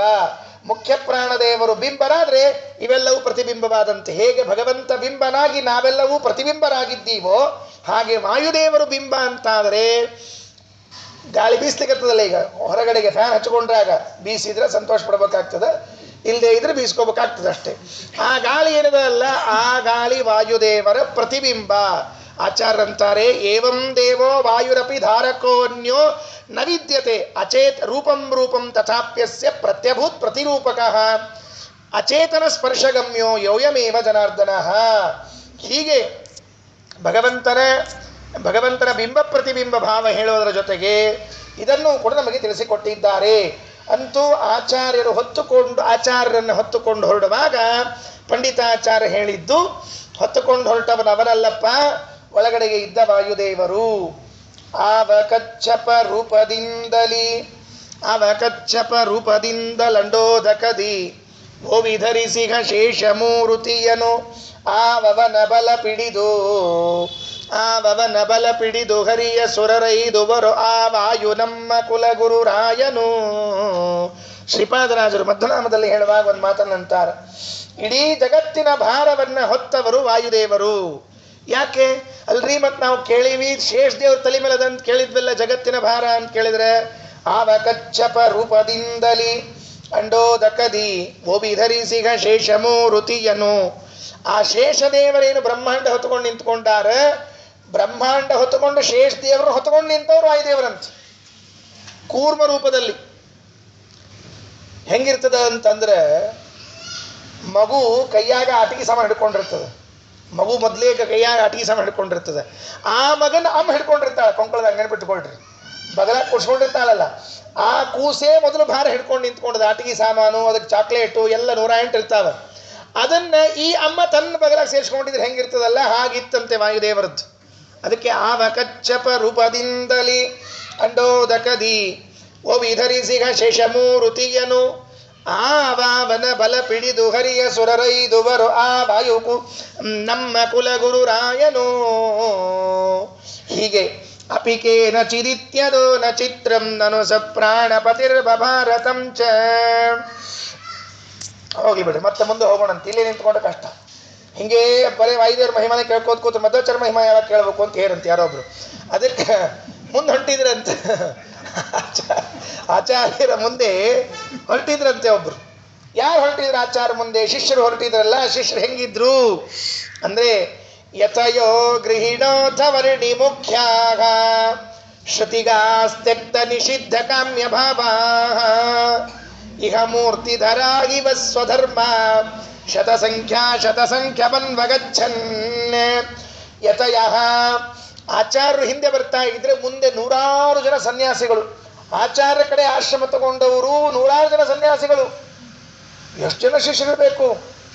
ಮಧ್ವಾಚಾರ್ಯರ ಪ್ರಭಾವಕ್ಕೆ ಒಳಗಾಗಿ ನೂರಾರು ಜನ ಸನ್ಯಾಸವನ್ನು ತಗೊಂಡಿದ್ರೆ ಮುಂದೆ ಮುಂದೆ ಸನ್ಯಾಸಿಗಳು. ಯಥಯೋ ಗೃಹಿಣೋಥ ವರ್ಣಿ ಮುಖ್ಯಾಹ, ಅದರ ಹಿಂದೆ ಗೃಹಿಣ ನೂರಾರು ಜನ ಗೃಹಸ್ಥರು, ಮುಂದೆ ನೂರಾರು ಜನ ಸ್ವಾಮಿಗಳು, ಮುಂದೆ ನೂರಾರು ಜನ ಗೃಹಸ್ಥರು. ಅದರ ಮುಂದೆ ಕೇಳ್ರಿ ಯಾರಿದ್ದಾರೆ ಅಂದ್ರೆ ವರ್ಣಿ ಮುಖ್ಯಾಹ ಬ್ರಹ್ಮಚಾರಿಗಳು, ಗೃಹಸ್ಥರು, ಸನ್ಯಾಸಿಗಳು ಎಲ್ಲರೂ ಆಚಾರ್ಯರ ಮುಂದೆ ಮುಂದೆ ಹೋಗ್ತಾ ಇದ್ದಾರಂತ. ಹೆಂಗಿದ್ರಪ್ಪ ಅವರು ನೋಡ್ಲಿಕ್ಕೆ? ಮುಂದೆ ಹೊರಟಿರುವಂತಹ ಸನ್ಯಾಸಿಗಳು, ಅದರ ಹಿಂದೆ ಹೊರಟ ಗೃಹಸ್ಥರು, ಅದರ ಹಿಂದೆ ಹೊರಟ ಬ್ರಹ್ಮಚಾರಿಗಳು, ಇವ್ರನ್ನೆಲ್ಲ ನೋಡ್ತಾ ಇದ್ರೆ ಆಚಾರ್ಯ ಪರಿವಾರದಲ್ಲಿ ಇಹ ಮೂರ್ತಿಧರ ಇವ ಸ್ವಧರ್ಮಾ, ಧರ್ಮವೇ ಮೂರ್ತಿಮಂತವಾಗಿ ಬಂದು ನಿಂತಿದೆ ಏನೋ ಅಂತ ಅನಿಸ್ಬೇಕಂತೆ. ಸನ್ಯಾಸ ಧರ್ಮ ಮೂರ್ತಿಮಂತವಾಗಿ ಈ ಸನ್ಯಾಸಿಗಳಲ್ಲಿ ಕಾಣ್ತಾ ಇತ್ತಂತೆ. ಗೃಹಸ್ಥ ಧರ್ಮ ಈ ಗೃಹಸ್ಥರಲ್ಲಿ, ಬ್ರಹ್ಮಚಾರಿಗಳ ಧರ್ಮ ಈ ಬ್ರಹ್ಮಚಾರಿಗಳಲ್ಲಿ ಕಾಣ್ತಾ ಇರಬೇಕಂತೆ. ಅಂದ್ರೆ ಆಯಾ ಧರ್ಮಗಳು ನಾವು ಎಲ್ಲಾದರೂ ಹೊರಗಡೆಗೆ ಪ್ರಕಟವಾಗೋಣ ಅಂತ ಕಾಯ್ತಾ ಇದ್ವಂತೆ. ಯಾವಾಗ ಪ್ರಕಟ ಆದವು ಅಂತ ಕೇಳಿದ್ರೆ ಆಚಾರ್ಯ ಶಿಷ್ಯ ರೂಪದಲ್ಲಿ ಬಂದು ಪ್ರಕಟರಾದರಂತೆ. ಅಂದ್ರೆ ಆಚಾರ್ಯರ ಧರ್ಮನಿಷ್ಠೆ ಎಷ್ಟಿತ್ತು ಹೇಳ್ರಿ. ಅವ್ರ ಜೊತೆಗಿರೋವರೇ ಧರ್ಮ ಇಷ್ಟು ಚೆನ್ನಾಗಿ ಮಾಡ್ತಿದ್ರೆ ಧರ್ಮದ ಮೂರ್ತಿ ಏನ್ಬೇಕಾದ್ರೆ ಮಧ್ವಾಚಾರ್ಯ ಧರ್ಮದ ಮೂರ್ತಿ ಅಂತ ಏನು ಹೇಳಬೇಕು? ಅಲ್ಲೊಂದು ಮಾತಿದೆ ನೋಡ್ರಿ, 2ನೇ ಸಾಲಲ್ಲಿ ಶ್ರುತಿಗಾಹ ತ್ಯಕ್ತ ನಿಷಿದ್ಧ ಕಾಮ್ಯ ಭಾವಾಗ. ಶ್ರುತಿಗಾಹ ವೇದೋಕ್ತವಾದ ಆಚಾರವನ್ನ ತಪ್ಪದೇ ಪಾಲಿಸ್ತಿದ್ರಂತೆ. ವೇದೋಕ್ತವಾದ ಆಚರಣೆಯನ್ನ ತಪ್ಪದೇ ಪಾಲಿಸ್ತಿದ್ರು. ಭಾಗವತದ 11ನೇ ಸ್ಕಂದಲ್ಲಿ ಹೇಳುವಾಗ ವೇದೋಕ್ತಮೇವ ಕುರ್ವಾಣ ನಿಸ್ಸಂಗೋರ್ಪಿತಮೀಶ್ವರೇ. ವೇದೋಕ್ತಮೇವ ಕುರ್ವಾಣ, ನಾವೇನಾದರೂ ಒಂದು ಧರ್ಮಾಚರಣೆಯನ್ನು ಮಾಡ್ತೀವಿ ಅಂತ ಹೊರಟ್ರೆ ವೇದೋಕ್ತವಾದದ್ದನ್ನೇ ಮಾಡಬೇಕೇ ವಿನಃ ವೇದದಲ್ಲಿ ಹೇಳದೇ ಇದ್ದರೆ ಸರ್ವಾತ್ಮನ ಮಾಡಬಾರ್ದು. ಎಷ್ಟೋ ವಿಷಯಗಳು ನಮ್ಮಲ್ಲಿ ಇವತ್ತು ಬಂದ್ಬಿಟ್ಟಿರ್ತಾವೆ, ಶಾಸ್ತ್ರಕ್ಕೆ ಅದಕ್ಕೆ ಆಧಾರ ಇರೋದಿಲ್ಲ, ಪ್ರಮಾಣ ಇರೋದಿಲ್ಲ, ಆದರೂ ನಮ್ಮನ್ಯಾಗ ಮಾಡ್ಕೋತ ಬಂದಿದ್ರೆ ಆಚಾರ ಮಾಡಿಬಿಡ್ತೀವಿ ಅಂತ ಮುಗಿಸ್ಬಿಡ್ತೀವಿ. ಹಂಗೆಲ್ಲ ಮಾಡಬಾರ್ದು. ಅದಕ್ಕೆ ಎಲ್ಲಾದರೂ ಸಂಪ್ರದಾಯ ಇದೆಯೋ, ವೇದ ಇದೆಯೋ, ಶಾಸ್ತ್ರ ಇದೆಯೋ, ಪುರಾಣ ಇದೆಯೋ ಅಂತ ಅನ್ನೋದನ್ನು ನೋಡ್ಬೇಕಂತ. ನಿರಂತರವಾಗಿ ಬ್ರಹ್ಮಚಾರಿಗಳು ವೇದಾಧ್ಯಯನ ಮಾಡ್ತಿದ್ರು, ಗೃಹಸ್ಥರು ಮಾಡ್ತಾ ಇದ್ರು, ಸನ್ಯಾಸಿಗಳು ಮಾಡ್ತಾ ಇದ್ರು.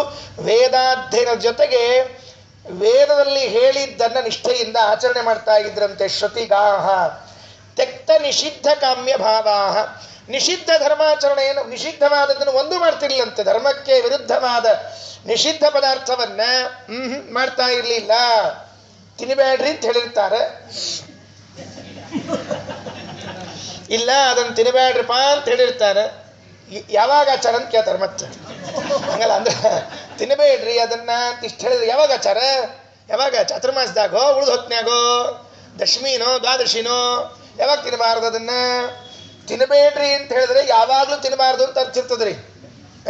ಊಟ ಮಾಡ್ರಿ ಅಂತಂದ್ರೆ ಇವತ್ತು ಅಂತ ಅರ್ಥನೋ ದಿವಸ ಅಂತ ಅರ್ಥನೋ? ಅದಕ್ಕೆ ಅಲ್ಲಿ ಮಾತ್ರ ದಿವಸ ಅಂತ ಅರ್ಥ ಮಾಡ್ಕೊಳ್ಳೋದು, ಅನ್ವಯ ಮಾಡ್ಕೊಳ್ಳೋದು. ಇಲ್ಲಿ ಮಾತ್ರ ತಿನ್ನಬೇಡ್ರಿ ನಿಷಿದ್ಧ ಪದಾರ್ಥಗಳನ್ನು ಅಂತಂದ್ರೆ ಅದಕ್ಕೆ ಇನ್ನೂ ಕೆಲವರು ಭಾಷಣ ಇದ್ದಾರೆ.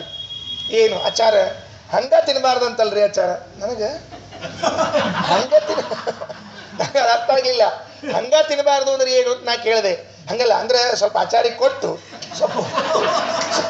ಸ್ವಲ್ಪ ಆಚಾರಿಗೆ ಕೊಟ್ಟು ಸ್ವಲ್ಪ ನೈವೇದ್ಯ ಮಾಡ್ತೀನಿ ಬರ್ತದಂತಲ್ಲ ಆಚಾರ ಅಂತ ಮತ್ತೆ ಕೇಳಿ ನನಗೆ. ನಾ ಅಂದೆ, ಅಣ್ಣ ನಿಂಗೆ ಏನು ಬೇಕಾದ್ ಮಾಡ್ಕೊ, ನನ್ನ ಮುಖನೇ ತೋರಿಸ್ಬೇಡಿ ಅಷ್ಟೇ. ಅವ್ರು ಹೆಂಗೆ ವ್ಯವಸ್ಥೆ ಮಾಡ್ಕೊಂಡ್ರು ಅಂದರೆ ತಿನ್ನಬಾರ್ದು ಅಂತ ಹೇಳಿದ್ದಕ್ಕೆ ಅಲ್ಟರ್ನೇಟ್ ಹುಡ್ಕೊಂಡ್ರು. ಹಂಗ ತಿನ್ನಬಾರ್ದಂತ, ಕೊಟ್ಟು ತಿನ್ಬೇಕಂತ, ನೈವೇದ್ಯ ಮಾಡಿ ತಿನ್ಬೇಕಂತ ಅಂತ ಹೇಳಿ ವ್ಯವಸ್ಥೆ ಮಾಡಿಬಿಟ್ರೆ ಗತಿ. ನಿಷಿದ್ಧವಾದ ಪದಾರ್ಥಗಳನ್ನು ಯಾವ ಕಾರಣಕ್ಕೂ ಕೂಡ ಏನು ಮಾಡಬಾರ್ದು, ತಿನ್ನಬಾರದು. ದೇವ್ರ ನೈವೇದ್ಯ ಮಾಡಬಾರದು, ತಿನ್ನಬಾರದು. ನಿಷಿದ್ಧವಾದ ಪದಾರ್ಥಗಳನ್ನ ಯಾಕೆ ಹೇಳ್ಯಾರ ಅಂತ ಅನ್ನೋದಕ್ಕೆ ಮುಂದೆ ಈಗ ಬೇಡ್ರಿ, ಮುಂದೆ ಯಾವಾಗ ಹೇಳೋಣ ಅಂತ. ಗೀತಾ ಹೇಳ್ಬೇಕಾದ್ರೆ ಹೇಳ್ತಿರ್ತೀನಿ, ಈಗ ಬೇಡ. ನಿಷಿದ್ಧ ಪದಾರ್ಥಗಳನ್ನು ಹೇಳೋದೇನು, ತಿನ್ನಬಾರದು. ಆಮೇಲೆ ಕಾಮ್ಯ ಕರ್ಮಗಳನ್ನು ಮಾಡ್ತಿರ್ಲಿಲ್ವಂಥವ್ರು ಆಚಾರ್ಯ ಶಿಷ್ಯರೇನಿದ್ರು ಅವರು ಎಂದೂ ಕೂಡ ಕಾಮ್ಯ ಕರ್ಮಗಳನ್ನು ಮಾಡಲಿಲ್ಲ. ಅಂದರೆ ಫಲಾಪೇಕ್ಷೆಯಿಂದ ಕರ್ಮ ಮಾಡಲಿಲ್ಲ, ನಿಷಿದ್ಧ ಕರ್ಮ ಮಾಡಲಿಲ್ಲ, ಫಲಾಪೇಕ್ಷೆಯಿಂದ ಕರ್ಮ ಮಾಡಲಿಲ್ಲ. ಅದಕ್ಕಾಗಿ ಅವರನ್ನ ಧರ್ಮಮೂರ್ತಿಗಳೇನೋ ಅನ್ನುವಂತೆ ಹೇಳ್ತಾ ಇದ್ದಾರಂತೆ. ಯತಯೋ ಗೃಹಿಣೋಥ ವರ್ಣಿ ಮುಖ್ಯಾ ಶ್ರುತಿಗಾಸ್ತ್ಯಕ್ತ ನಿಷಿದ್ಧ ಕಾಮ್ಯ ಭಾವಾಃ ಇಹ ಮೂರ್ತಿಧರ ಇವ ಸ್ವಧರ್ಮಾಃ ಶತಸಂಖ್ಯ ಬನ್ವಗಚ್ಚನ್. ಯಾಕೆ ಸಕಾಮ ಕರ್ಮವನ್ನ ಕಾಮ್ಯ ಕರ್ಮವನ್ನ ಮಾಡ್ತಿರ್ಲಿಲ್ಲ ಅಂತ ಕೇಳಿದ್ರೆ ಅದಕ್ಕೆ ಒಂದು ಮಾತು ಹೇಳ್ತದೆ ಭಾಗವತ. ಈಗಾಗಲೇ ನಾವು ಮಾಡಿದ್ದಕ್ಕೆ ಇಲ್ಲಿ ಬಂದೀವಂತ. ಈಗ ನಾವು ಇಲ್ಲಿ ಬಂದದ್ದು ಎದಕ್ಕೆ ಅಂತ ಕೇಳಿದ್ರೆ ಸಕಾಮ ಕರ್ಮ ಮಾಡಿದ್ದಕ್ಕೆ ಇಲ್ಲಿ ಹುಟ್ಟಿ ಬಂದೀವಂತ. ಮತ್ತು ಇಲ್ಲೂ ಮಾಡಿ ಇನ್ನೆಲ್ಲಿ ಮತ್ತೆ ಹುಟ್ಟಿ ಬರ್ಬೇಕಾಗ್ಯದ ನಾವು. ಅದಕ್ಕೆ ಸಕಾಮ ಕರ್ಮಗಳನ್ನು ಮಾಡ್ಲಿಕ್ಕೆ ಹೋಗ್ಬೇಡ್ರಿ ಅಂತ ನಾರದ್ರು ಬಂದು ವೇದವ್ಯಾಸ ಹೇಳ, ಸ್ವಾಮಿ ನಿಮ್ಮ ಭಾಗವತದೊಳಗೆ ಅಂಥವೆಲ್ಲ ಬರ್ಲಿಕ್ಕೆ ಹೋಗ್ಬೇಡ್ರಿ, ಆ ಕರ್ಮ ಮಾಡಿದ್ರೆ ಇಂಥ ಫಲ ಸಿಗ್ತದೆ, ಈ ಕರ್ಮ ಮಾಡಿದ್ರೆ ಇಂಥ ಫಲ ಸಿಗ್ತದೆ ಅಂತ ಅನ್ಬೇಡ್ರಿ. ಹೆಂಗೆ ಹೇಳ್ಬೇಕು ನೀವು ಭಾಗವತದೊಳಗಿನ ಧರ್ಮಗಳು ಹೆಂಗಿರಬೇಕು ಅಂತ ಕೇಳಿದ್ರೆ, ಧರ್ಮ ಪ್ರೋಜ್ಜಿತ ಕೈತವೋತ್ರ ಪರಮಃ ನಿರ್ಮತ್ಸರಣಾಂ ಸತಾಂ. ಧರ್ಮ ಪ್ರೋಜ್ಜಿತ ಕೈತವಃ ಈಶ್ವರಾರ್ಪಣೇನ ಪರಮಃ, ಮತ್ತೆ ಫಲಾಪೇಕ್ಷೆ ಇಲ್ಲದೆ ಇದರಿಂದ ಪ್ರೋಜ್ಜಿತ ಕೈತವಃ. ಅಂಥ ಧರ್ಮವನ್ನು ನೀವು ಹೇಳ್ರಿ ಅಂತ ಹೇಳಿದಂತೆ ಇಲ್ಲಿ ಇಹ ಮೂರ್ ಶ್ರುತಿಗಾಸ್ತ್ಯಕ್ತ ನಿಷಿದ್ಧ ಕಾಮ್ಯ ಕರ್ಮ ಭಾವಾಃ. ಭಾಗವತದ ತೃತೀಯ ಸ್ಕಂದದಲ್ಲಿ ದೇವರು ಹಿಂಗ ನಿಷಿದ್ಧ ಕರ್ಮ ಮಾಡದೆ, ಕಾಮ್ಯ ಕರ್ಮ ಮಾಡದೆ, ಕೇವಲ ವೇದೋಕ್ತ ಕರ್ಮ ಮಾಡ್ತಿರ್ತಾರಲ್ಲ ಅವ್ರಿಗೊಂದು ಹೆಸರು ಕೊಟ್ಟಾನ ದೇವರು. ಏನಂತ? ಆನುಶ್ರಾವಿಕ ಕರ್ಮಾಸೌ ಶ್ರುತ್ಯುಕ್ತಂ ಯೋ ನ ಲಂಘಗೇತ್. ಆನುಶ್ರಾವಿಕ ಕರ್ಮ ಅಂತ ಅವ್ರಿಗೆ ಹೆಸರಂತೆ, ದೇವರು ಕೊಟ್ಟ ಹೆಸರು. ಆನುಶ್ರಾವಿಕ ಕರ್ಮ ಅಂದರೆ ವೇದೋಕ್ತವಾದದ್ದನ್ನು ಮೀರದೆ ವೇದದಲ್ಲಿ ಹೇಳಿದ್ದನ್ನು ಮಾತ್ರ ಮಾಡಿಕೊಂಡಿರ್ತಿದ್ರು ಅಂದರೆ ಅವರನ್ನು ಆನುಶ್ರಾವಿಕ ಕರ್ಮರು ಅಂತ ಕರೀತಾರೆ. ಆಯ್ತು, ಮುಂದಿನ ಪದ್ಯಕ್ಕೆ ಹೋಗೋಣ. 20ನೇ ಪದ್ಯ ನೋಡ್ರಿ. ಏನಾಯಿತು 20ನೇ ಪದ್ಯದಲ್ಲಿ ಅಂತ ಕೇಳಿದ್ರೆ, ಆಗ ಪರಿವಾರ ಜನಾನ ಮಾರ್ಗ ದುಃಖಂ ಪ್ರಯಯುಃ ಪೂರುಷರತ್ನಮೀಕ್ಷಮಾಣಾಃ ಇತಿ ನಾದ್ಭುತಮಸ್ಯ ಗಿ ಪ್ರಯಾಂತಿ ಸ್ಮೃತಿ ಮಾತ್ರಾದ್ಭವಿನೋ ಭವಾಪವರ್ಗಂ. ಏನಾಯಿತು? ಆಚಾರ್ಯರು ಹೊರಟಿದ್ರೆ ಅವ್ರ ಜೊತೆಗೆ ಹೊರಟಿರುವಂತಹ ಜನ ಎಷ್ಟು ದೂರ ನಡ್ಕೊಂಡು ಹೋಗಬೇಕೋ ಏನೋ, ಅಲ್ಲೇನೋ ಬಸ್ ಬರ್ತಿದ್ದಿಲ್ಲ, ಏನಿಲ್ಲ. ಹೋಗ್ಲಿಕ್ಕೆ ಕೈ ಮಾಡ್ರಪ್ಪ ಬಸ್ಸು ಅಂಥೇಳಿ ಬರ್ತಿದ್ದಿಲ್ಲ, ಏನಿಲ್ಲ. ನಮ್ಮ ಊರಾಗ ಹಿಂದಕ್ಕೊಂದು ಹುಬ್ಬಳ್ಳಿ ಧಾರವಾಡ ನಡುವೆ ಒಂದು ಬಸ್ ಮಾಡಿದ್ರಿ, ಕೈ ತೋರಿಸದಲ್ಲಿ ನಿಲ್ಲುವ ವಾಹನ ಅಂತ ಮಾಡಿದ್ರಿ. ಅದು ಯಾರು ಪುಣ್ಯಾತ್ಮನ ಐಡಿಯಾ ಕೊಟ್ಟಿದ್ರು ಗೊತ್ತಿಲ್ಲ. ಅದನ್ನ ಕೈ ತೋರಿಸದಲ್ಲಿ ನಿಲ್ಲುವ ವಾಹನ ಅಂತ ಒಂದು ಮಾಡಿಬಿಟ್ಟಿದ್ರು. ಇವಂಗ ಹತ್ತೋ ಕಾಲಕ್ಕೆ ಭಾಳ ಸಮಾಧಾನ ಆತ್ರಿ. ನಾ ಕೈ ತೋರಿಸದಲ್ಲಿ ಸಿಕ್ಕಿ ನಿಂತದ, ಅದರಿಂದ ಹತ್ತು ಬಿಟ್ಟ. ಮುಂದೆ ಹೋದಂಗೆ ಕೈ ಮಾಡೋರು ಭಾಳ ಮಂದಿ ಇದ್ದಾರಲ್ಲ, ಯಾರು ಇಲ್ಬೇಕು ಹೇಳೋಣಂತ. ಯಾಕಂದ್ರೆ ಇವನನ್ನ ಕೈ ಮಾಡ್ಕೋತ ನಿಲ್ಲೋರು ಮುಂದೊಂದು 1000 ಮಂದಿ ಇದ್ದಾರೆ. ಅದಕ್ಕೆ ತೆಗೆದುಬಿಟ್ರು, ಬಸ್ ತೆಗೆದುಬಿಟ್ರು. ಅವ್ರು ಕೈ ತೋರಿಸದಲ್ಲಿ ನಿಲ್ಲುವಾರ ಗೋವಿಂದ ಆಗ್ಬಿಟ್ಟು. ಇವಂಗೆ ಸಂತೋಷ ಆಗಿರ್ತದ್ರಿ, ನೋಡ್ದೆ ನಾ ಕೈ ಮಾಡಿದ್ರೆ ನಿಂತ್ಕೊಳ್ತೀವಿ ಅಂತ ಹೋಗಿ ಹೆಮ್ಮೆಯಿಂದ ಸೀಟ್ನಾಗ ಕೊಡ್ತಾನೆ. ಮುಂದಿನ ಹೆಜ್ಜೆಗೆ ಹೋಗಿ ಬ್ರೇಕ್ ಹಾಕ್ತಾರೆ ಡ್ರೈವರ್. ಯಾಕೆ? ಇನ್ನೊಬ್ಬ ಕೈ ಮಾಡಿರ್ತಾರೆ. ಭಾರಿ ವ್ಯವಸ್ಥೆ ರೀ ನಮ್ಮಲ್ಲಿ, ಕೈ ತೋರಿಸಲ್ಲಿ ನಿಲ್ಲುವ ವಾಹನ ಅಂತೇಳಿ. ಅದಕ್ಕೆ ಈಗೇನು ಬಸ್ ಬರೋದಿಲ್ಲ, ಚಕಡಿ ಬರೋದಿಲ್ಲ, ಕುದುರೆ ಬರೋದಿಲ್ಲ, ನಡ್ಕೋತ ಹೋಗ್ಬೇಕಲ್ಲ ಆಚಾರ್ಯ ಜೊತೆಗೆ. ಮಾರ್ಗದ ದುಃಖ ಆಯಿತಾ ಅಂದರೆ ಏನಾಗ್ಲಿಲ್ವಂತೆ, ಗೊತ್ತೇ ಆಗಿಲ್ವಂತೆ. ಮಾರ್ಗದ ಆಯಾಸ ಗೊತ್ತೇ ಆಗಲಿಲ್ಲ. ಯಾಕಾಗಲಿಲ್ಲ? ಪರಿವಾರ ಜನಾನ ಮಾರ್ಗ ದುಃಖಂ. ಪರಿವಾರ ಜನಾ ನ ಮಾರ್ಗ ದುಃಖಂ, ಪ್ರಯಾಣದ ದುಃಖವನ್ನ ಅನುಭವಿಸ್ತಿಲ್ಲ. ಕಾರಣ ಏನು? ಪೂರುಷರತ್ನಮೀಕ್ಷಮಾಣಾಃ. ಪುರುಷರತ್ನರಾದ ಆಚಾರ್ಯರ ದರ್ಶನದಿಂದ ಯಾರಿಗೆ ಆಯಾಸ ಆಗಬೇಕು? ಆಚಾರ್ಯರ ಮುಖವನ್ನು ನೋಡ್ತಾ ನೋಡ್ತಾ ಅವ್ರು ನಡೆಯೋದು, ಅವ್ರು ಮಾತಾಡ್ಕೊಳ್ಳೋದು ಹೋಗ್ತಾ ಇದ್ರೆ ಗೊತ್ತೇ ಆಗಿಲ್ವಂತೆ. ಅದಕ್ಕೆ ಪಂಡಿತಾಚಾರ್ಯ ಅಂತಾರೆ, ಇದೇನು ದೊಡ್ಡ್ರಿ, ಮಾರ್ಗದ ಆಯಾಸ ಗೊತ್ತಾಗಲಿಲ್ಲ, ಮಾರ್ಗದ ದುಃಖ ಆಗಿಲ್ಲ ನೀನು. ಅವರ ಹೆಸರು ಹೇಳಿದ್ರೆ ಸಂಸಾರದ ದುಃಖವೇ ಹೋಗ್ಬಿಡ್ತದಂತೆ. ಅವ್ರ ಹೆಸರು ಹೇಳಿದರೆ ಇತಿನಾದ್ಭುತಮಸ್ಯ ಹಿ ಪ್ರಯಾಂತಿ ಸ್ಮೃತಿ ಮಾತ್ರಾತ್ ಭವಿನೋ ಭವಾಪವರ್ಗಂ. ಸಂಸಾರದಲ್ಲಿ ಇದ್ದವರಿಗೆ ವಾಯುದೇವರ ಸ್ಮರಣೆ ಮಾಡಿದ್ರೇನೆ ಸಂಸಾರ ಪಾರ ಆಗುವಾಗ ಅವ್ರು ನೋಡ್ಕೋತ ಜೊತೆಗೆ ಹೊಂಟವರಿಗೆ ಏನಾಗ್ಲಿಲ್ಲ ಅಂತದಕ್ಕೆ ಮಾರ್ಗದ ಆಯಾಸ ಆಗ್ಲಿಲ್ಲಂತ. ಕೆಲವರು ಅಂತಿರ್ತಾರೆ, ನೀವು ಉಗಿದ್ರಿಪ್ಪ ಚಲೋ ಆಯ್ತು, ಹರಟಿ ಹೊಡ್ಕೋತ ಬೆಂಗಳೂರು ಬಂದದ್ದ ಗೊತ್ತಾಗ್ಲಿಲ್ಲ ನೋಡ್ರಿ ಅಂತ ಇರ್ತಾರೆ. ಧಾರವಾಡಕ್ಕೆ ಹತ್ತಿರ್ತಾರ್ರಿ ಅವರು. ಧಾರವಾಡಕ್ಕೆ ಹತ್ತಿದವ್ರು ಹರಟಿ ಹೊಡ್ಕೋತ ಬೆಳಿಗ್ಗೆ ಬೆಂಗಳೂರು ಮುಟ್ಟಿದ ಅಯ್ಯೇ ಬಂತೆ ಬೆಂಗಳೂರು ಇಷ್ಟು ಗೊತ್ತಾಗ್ಲಿಲ್ಲ ನೋಡ್ರಪ್ಪ. ನೀವು ಜೊತೆಗಿದ್ರಿ ಛಲ ಆತು ಅಂತ ತಿಳ್ಕೊಂಡು ಹೇಳಿ. ನಾ ಅದ ಅನ್ಕೊಂಡಿದ್ದೆ ಏಕಾದಶಿ ಹೆಂಗೆ ಕಳಿತದೋ ಅಂತ ತಿಳ್ಕೊಂಡು ಹೇಳಿ. ಕೆಲವ್ರು ನೋಡ್ತಿರ್ಬೇಕ್ರಿ, ಚೇ ಭಾರಿ ಮಾತಾಡ್ತಿರ್ತಾರ್ರಿ. ಅದೇ ಅನ್ಕೊಂಡು ಏಕಾದಶಿ ಹೆಂಗೆ ಹೋಗ್ತಂದು ನೀವು ಬಂದ್ರಿ, ಭಾಳ ಛಲ ಆಯ್ತು. ಏಕಾದಶಿ ಹೋದದ್ದೇ ಗೊತ್ತಾಗ್ಲಿಲ್ಲ ನೋಡ್ರಿ, ಮಾರ್ಗದ ದುಃಖವೇ ಗೊತ್ತಾಗ್ಲಿಲ್ವಂತ ಕೆಲವರಿಗೆ. ಕೆಲವು ಅಂತಿರ್ತಾರೆ, ಒಮ್ಮೆ ಬೆಳಿಗ್ಗೆ ಟಿ ವಿ ಮುಂದೆ ಕೂತ್ಬಿಟ್ಟು ನೋಡ್ರಪ್ಪ ಏಕಾದಶಿ, ಮರುದಿವ್ಸ ಬೆಳಿಗ್ಗೆ ಎದ್ರಿಪ್ಪ, ಅದಕ್ಕೆ ದ್ವಾದಶಿ ಬಂದದ್ದೇ ಗೊತ್ತಾಗ್ಲಿಲ್ರಿಪ್ಪ, ಟಿ ವಿ ಮುಂದೆ ಕೂತ್ಕೊಂಡು ದ್ವಾದಶಿ ತನಕ ಕಾಯ್ತಿದ್ರಿ, ಏನು ಪರಿಸ್ಥಿತಿ ಅವ್ರದ್ದು. ಹಿಂಗೆ ಕೆಲವರು ಇರ್ತಾರೆ. ಹೋಗಿದ್ದು ಗೊತ್ತಾಗ ನೋಡ್ರಿ ಚರ, ಒಮ್ಮೆ ಬೆಳಿಗ್ಗೆ ಮಲ್ಕೊಂಡ್ಬಿಟ್ನೆ ಅಂದ್ರೆ ಮರುದಿವ್ಸಕ್ಕರೆ ಆಚಾರ ಹೇಳೋದು. ಕೆಲವರು ಮಲ್ಕೊಂಡು ಹೊತ್ತು ಕಳೀತಾರೆ, ಕೆಲವರು ಟಿ ವಿ ನೋಡಿ ಹೊತ್ತು ಕಳೀತಾರೆ, ಕೆಲವರು ಹರಟಿ ಹೊಡೆದು ಹೊತ್ತು ಕಳೀತಾರೆ. ಯಾರೊಬ್ಬರಿಗೂ ಹೊತ್ತು ಅಂತ ಓದ್ಲಿಕ್ಕೆ ಹತ್ಕೊಳ್ಳೆ ಬ್ಯಾಸ ಪರೀಕ್ಷೆ ಆಗ್ತದೆ. ಶಾಸ್ತ್ರ ಪುಸ್ತಕ ಓದ್ಲಿಕ್ಕೆ ಹತ್ತರು ಅಂತಂದ್ರೆ ಅಕಳಿಕೆ ಶುರುವಾಗ್ತಾವೆ, ನೋಡ್ಲಿಕ್ಕೆ ಎಲ್ಲ ಡಿಸ್ಟರ್ಬೆನ್ಸ್ ಶುರುವಾಗ್ತಾವೆ. ಅದಕ್ಕೆ ಮಧ್ವಾಚಾರ್ಯರನ್ನು ನೋಡ್ತಾ ಇದ್ದ ಇವರಿಗೆ ಮಾರ್ಗದ ಆಯಾಸವೇ ಆಗಲಿಲ್ಲ. ಪರಿವಾರ ಜನಾನ ಮಾರ್ಗ ದುಃಖಂ ಪ್ರಯಯುಃ ಪೂರುಷರತ್ನಮೀಕ್ಷಮಾಣ ಇತಿನಾದ್ಭುತಮಸ್ಯ ಗಿ ಪ್ರಯಾಂತಿ ಸ್ಮೃತಿ ಮಾತ್ರ ಭವಿನೋ ಭವಾಪವರ್ಗಂ. ಯಾಕಾಗ್ಲಿಲ್ಲ ಅಲ್ರಿ, ನೀವೇ ಹೇಳಿದ್ರಲ್ಲ ಯಾಕಾಗ್ಲಿಲ್ಲ ಅನ್ನೋ ಪ್ರಶ್ನೆ ಕೇಳ್ತಿರಲ್ಲ. ಉಲ್ಟಾ ಆಚಾರ್ಯರನ್ನು ನೋಡ್ತಾ ಇದ್ದದ್ದಕ್ಕಾಗಿ ಅವರಿಗೆ ಆಯಾಸ ಆಗಲಿಲ್ಲ ಅಂತ ನೀವೇ ಹೇಳ್ತಾ ಇದ್ದೀರಲ್ಲ. ಅಂದರೆ ಜಗನ್ನಾಥದಾಸರು ಒಂದು ಮಾತು ಹೇಳ್ತಾರೆ ಹರಿಕಥಾಂಸಾರದಲ್ಲಿ, ವಾಯುದೇವರನ್ನು ನೋಡ್ತಾ ಇದ್ರೆ ಆಗೋದಿಲ್ಲ, ಆಯಾಸ ಆಗೋದಿಲ್ಲ. ಯಾಕೆ? ಗಂಧವಃ ದಶ ದಿಶಗಳೊಳುಗರವಿಂದ ಸೌರಭ ಪಸರಿಸುತ್ತ ಘ್ರಾಣೇಂದ್ರಿಯಗಳಿಗೆ ಸುಖವ ನೀವುತ ಸಂಚರಿಸುವಂತೆ. ಗಾಳಿ ಹೆಂಗೆ ಬೀಸ್ತಿರ್ತದೆ? ಗಾಳಿ ಹೆಂಗೆ ಬೀಸ್ತಿರ್ತದೆ? ನಮಗೆ ಗಾಳಿ ಬೀಸುವಾಗ ಗೊತ್ತೇ ಆಗೋದಿಲ್ಲ ಗಾಳಿ ಇಷ್ಟೆಲ್ಲ ಕೆಲಸ ಮಾಡ್ತಿರ್ತದೆ ಅಂತ ಹೇಳಿ. 10 ದಿಕ್ಕಿಗೆ ಬೀಸ್ತದಂತೆ. ಗಂಧವಃ ಅಂದರೆ ಗಾಳಿಗೆ ಇನ್ನೊಂದು ಹೆಸರು.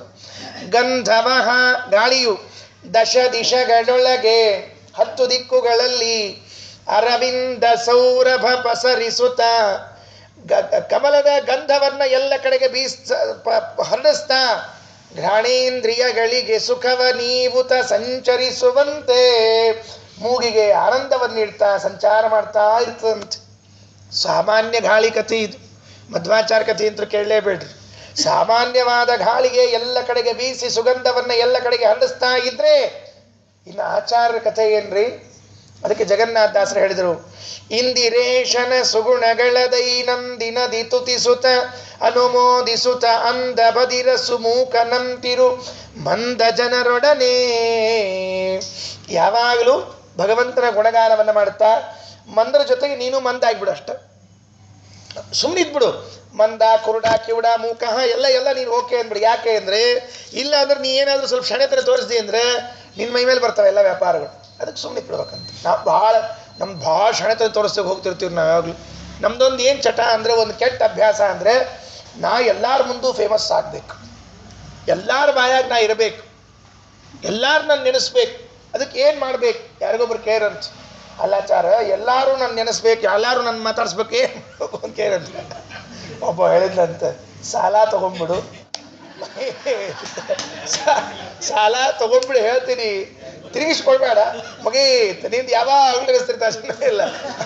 ಪಾಪಿ ಸಾಲ ತೊಗೊಂಡ ತಿರುಗಿ ಕೊಡಲಿಲ್ಲ, ಸಾಲ ತೊಗೊಂಡ ತಿರುಗಿ ಕೊಡಲಿಲ್ಲ, ನೆನೆಸ್ಕೊ ಓದ್ತಿರ್ತಾರೆ. ಅದಕ್ಕೆ ಸಾಲ ತೊಗೊಂಡ್ಬಿಟ್ರೆ ಮುಗೀತ್ರಿ, ಎಲ್ಲರೂ ನಮ್ಮನ್ನು ನೆನೆಸ್ತಿರ್ತಾರೆ. ಅದಕ್ಕೆ ನಮ್ಮನ್ನು ನೆನೆಸ್ಬೇಕು, ಮುಂದೆ ಬರಬೇಕು, ಬೇಡ ಆರಾಮಿರ್ಬೇಕಂತ. ಗಂಧ ಹೇಗೆ, ಗಾಳಿ ಹೇಗೆ ಎಲ್ಲ ಕಡೆಗೆ ಗಂಧವನ್ನು ಬೀಸ್ತದೋ ಹಾಗೆ ಪರಿವಾರ ಜನಾನ ಮಾರ್ಗ ದುಃಖಂ ಪ್ರಯಯುಃ ಪೂರುಷರತ್ನಮೀಕ್ಷಮಾಣ ಇತಿನಾದ್ಭುತಮಸ್ಯ ಗಿ ಪ್ರಯಾಂತಿ ಸ್ಮೃತಿ ಮಾತ್ರಾತ್ ಭವಿನೋ ಭವಾಪವರ್ಗಂ. ಮುಂದೆ ಈಗಾಗಲೇ ಆಚಾರ್ಯರು ಆ ಪ್ರದೇಶಕ್ಕೆ ಬರೋದ್ರೊಳಗಾಗಿ ಜಯಸಿಂಹ ಮಹಾರಾಜ ಬಂದು ನಿಂತಿದ್ದಂತೆ ನೋಡ್ರಿ. ಪಾಪ ಆ ಜಯಸಿಂಹ ಮಹಾರಾಜ ಆಲ್ರೆಡಿ ಇಲ್ಲಿ ಬಂದ್ಬಿಟ್ಟಿದ್ದಂತೆ. ಎಲ್ಲಿ ಆಚಾರ್ಯರು ಯಾವ ದಾರಿಯಿಂದ ಬರ್ತಾರೆ ಅಂತ ವಾರ್ತೆ ಬಂದಿತ್ತೋ ಅಲ್ಲಿ ಬಂದು ನಿಂತು ಆಚಾರ್ಯನ ಸ್ವಾಗತ ಮಾಡ್ತಾ ಇದ್ದಂತೆ. ಅಲ್ಲಿ ಮುಂದಿನ ಪದ್ಯ, ಮದನೇಶ್ವರ ವಲ್ಲಭ ಪ್ರದೇಶೇ ಪ್ರಭುಮಾಯಾಂತಮಥಾಭ್ಯಪದ್ಯ ತದ್ರಾಕ್ ಜಯಸಿಂಹ ಇಮಂ ನೃಸಿಂಹವರ್ಯಃ ಶುಭಧೀ ಸ್ತಂಭ ವಿಶಿಷ್ಟ ಸಿಂಹನಾಮ. ಶುಭಧೀಹಿ ಒಳ್ಳೆಯ ಮನಸ್ಸಿರುವಂತಹ ರಾಜ ಜಯಸಿಂಹ ರಾಜ ಪ್ರಭುಮಾಯಾಂತಮಥಾಭ್ಯಪದ್ಯ ತದ್ರಾಕ್ ಆಚಾರ ಬರುವುದನ್ನು ನೋಡ್ತಾ ಇದ್ದಾನೆ. ಅವ ಹೆಂಗಿದ್ದ? ಜಯಸಿಂಹ ಇಮಂ ನೃಸಿಂಹವರ್ಯಃ, ಇವನಿಗೆ ಜಯಸಿಂಹ ಜಯಸಿಂಹ ಅಂತ ಕರೀತಾ ಇದ್ದದ್ದಷ್ಟೇ ಅಲ್ಲದೆ ಸ್ತಂಭ ವಿಶಿಷ್ಟ ಸಿಂಹನಾಮ, ಕಬೇನಾಡಿನ ಸಿಂಹ, ಕಾಸರಗೋಡಿನ ಸಿಂಹ ಅಂತ ಕರಿತಿದ್ರಂತವನಿಗೆ. ಹೆಂಗಿರ್ಬೇಡ್ರಿ ಎಲ್ಲಾದರೂ.